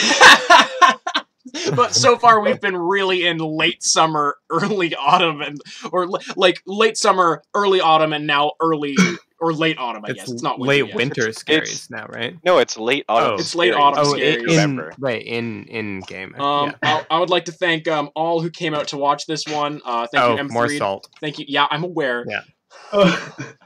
Thank you, M3. Thank you, Solosod. Wow. Thank you, Huma. And thank you, Slimy. Again, actually, you know what? I'm just gonna pull it up again. Can everybody just like? God, this might actually break everything. Oh, that's always good. Like, just like... yeah. Oh, it is so good. I didn't want the Nautilus to overstay its welcome, but I'm just so stoked about its design. And, like, it's gonna be here, like, next couple sessions, obviously. But, like, it's just been a very fun thing to, like, play around with. And Slimy absolutely took the images that I had in my brain and rendered them handily onto screen. If you also don't mind, I have a suggestion of an image to throw up, and that would be the masterpiece that our dear measly moderator and friend of the stream, M3, created in the where did he Surf and Turf channel. Did he say that in the Surf and Turf channel? Very good. Oh my god, there's so many! Race, I do like the no bitches. That's pretty good. Can I paste this here? No, fuck. It's just such an imposing one figure. is so good. No bitches. Sorry. Let me. Fucking amazing. Some nice Dean content in the Discord here. I love that Vernon has a six-pack. Yeah, like Vernon's wearing like a fucking. It's an 8-pack. Yeah, and I will zoom in to show some more details on the Nautilus in just a second. Because Slimy went fucking off with the details on this goddamn image. Oh, the hands. Oh, so good. Yeah, I don't care if these fuckers are frozen. They deserve nothing more. Oh god, I look terrible. Oh yeah, you're really kind of pulling a DreamWorks face. But yeah, sorry, every asset that I have in the Surf and Turf document, they all moved at the same time. Alright. Just the sheer fucking, I'm just getting really pull it all in. Wow, you can. The absolute level of detail that Slimy rendered on this bastard, showing like the tentacles inside, like and like they like he threw at me like because like Slimy is my resident Dark Souls head, and I was like, hey, do you want to draw a fucked up and evil knight? Not evils per se, but yeah, look at this fucking pauldron. Is that a Slimy? Well, it almost looks like I keep wanting to see like Tim Heidecker from the Free Real Estate video, like in like it looks like there's an eye reflected in that pauldron. Is there anything specific you wanted to bring to the forefront, my good friend? Also, like I don't know, like the fencing like fucking mask is just super cool, and like the halo. Also, Slimy finished this so fucking quickly. It was like we've had this in the can like we like this image was I think ready. After, like, right after last session. Like, not even. Wow. Solo sent 4 images of Dean Pelton from Community to I Love Images in the Bog, since they all say no bitches on that. That's such a fucking funny meme. Yeah, like, Solo absolutely knocked it out of the goddamn park on this one, and I would like to thank them, or thank on the Dina? Huh? On the D. You mean Slimy or Solo? Oh, I meant Slime. Yeah, you know, Solo, you killed it. You killed it with your fucking... Everybody in my chat has the same name. If it's a good thing real life isn't like that, where everyone has different names. But yeah. Good thing Surf and Turf is. That's true. So thank you very much. No problem, Solo, you killed it. Yeah, if you are currently watching this and you are confused as to literally who/what the fuck any of this was, we have a back catalog of basically 3 seasons now of Surf and Turf shenanigans in this setting. We've been doing this for like 8 months. It's insane. But yeah, thank you, Solo, thank you, Chris, thank you very much, Glacier Nestor and Jade Totem for the raid earlier. Go follow Glacier Nestor on Discord, on Twitch. They're doing really cool. Today I was catching a bit of a like one-person RPG today, where it's like it's just them rolling dice and playing cards and shit. I can't remember what, like, Solo added something as a blocked term at the fucking beginning of this, and I can't remember what the fuck it was. Oh yeah, no one say Grunkus, Dodunkus in chat, or else you will be banned for 1,000,000 seconds! Well, time to ban the streamer. No. Not again. Yeah, thanks everybody. We'll return with more Surf and Turf soon. What that looks like is up for discussion. It's up to committee. Yeah. Thank you all, Many. Thank you all, Hundo. Drop some fucking measly bangins in the chat. If you think that Trent busted a successful move and played some really good laser tag today. Oh, yeah. I mean, all my rolls reflected the fact that I'm just a dude. Yeah, like I did, as good always, at dancing and like laser tag. phenomenally cinematic rolls today, right? Like so many 4s and so many 13s. Oh god. All right, ending the stream now. Follow Chris on Instagram. Follow Henry on YouTube. Follow Reese on Twitter. Subscribe to my YouTube channel to get all the VODs. Buy Cycron on Steam. Yeah. Gosh, what else? Buy Cycron, won't you? See if you can be the 801st person who buys Cycron, because Cycron hit 800 copies sold a couple days ago, and that's pretty cool. Making it in the big league. Yeah, you guys are finally gonna be picked up by Riot. Measly Cycron. Oh yeah, sorry. Of course. Let me drop some measly Cycrons and some measly viewings in a chat. Oh, M3 made 3 funny jokes.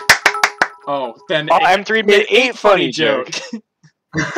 I'm still so sad. Like again, the this is just for people at home. The bits don't.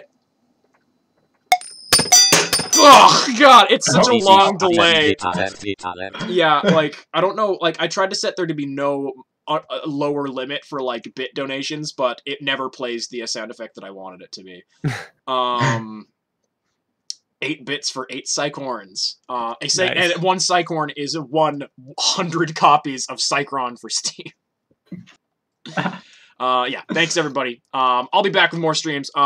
New Bendy and the Ink Machine game is coming out, and I fully intend on playing that because, I mean, if it was not for the game Bendy and the Ink Machine, I probably would have not continued being a streamer with such a fervor because, I mean, hey, shit's pretty, shit's pretty great. Also, more Disco Elysium coming soon, and hopefully some VR shenanigans, and maybe... there was a DS game that I played as a kid, which was based off this, like, comic series about this guy who's an alien who can, like, do crazy, like, shape-shifting stuff. Perhaps a ghost game with friend Solosod, perhaps more terrifying delving into the halls of VR nightmares with a friend of the stream, Solosod Live Gaming. All VODs will eventually be on the YouTube channel at http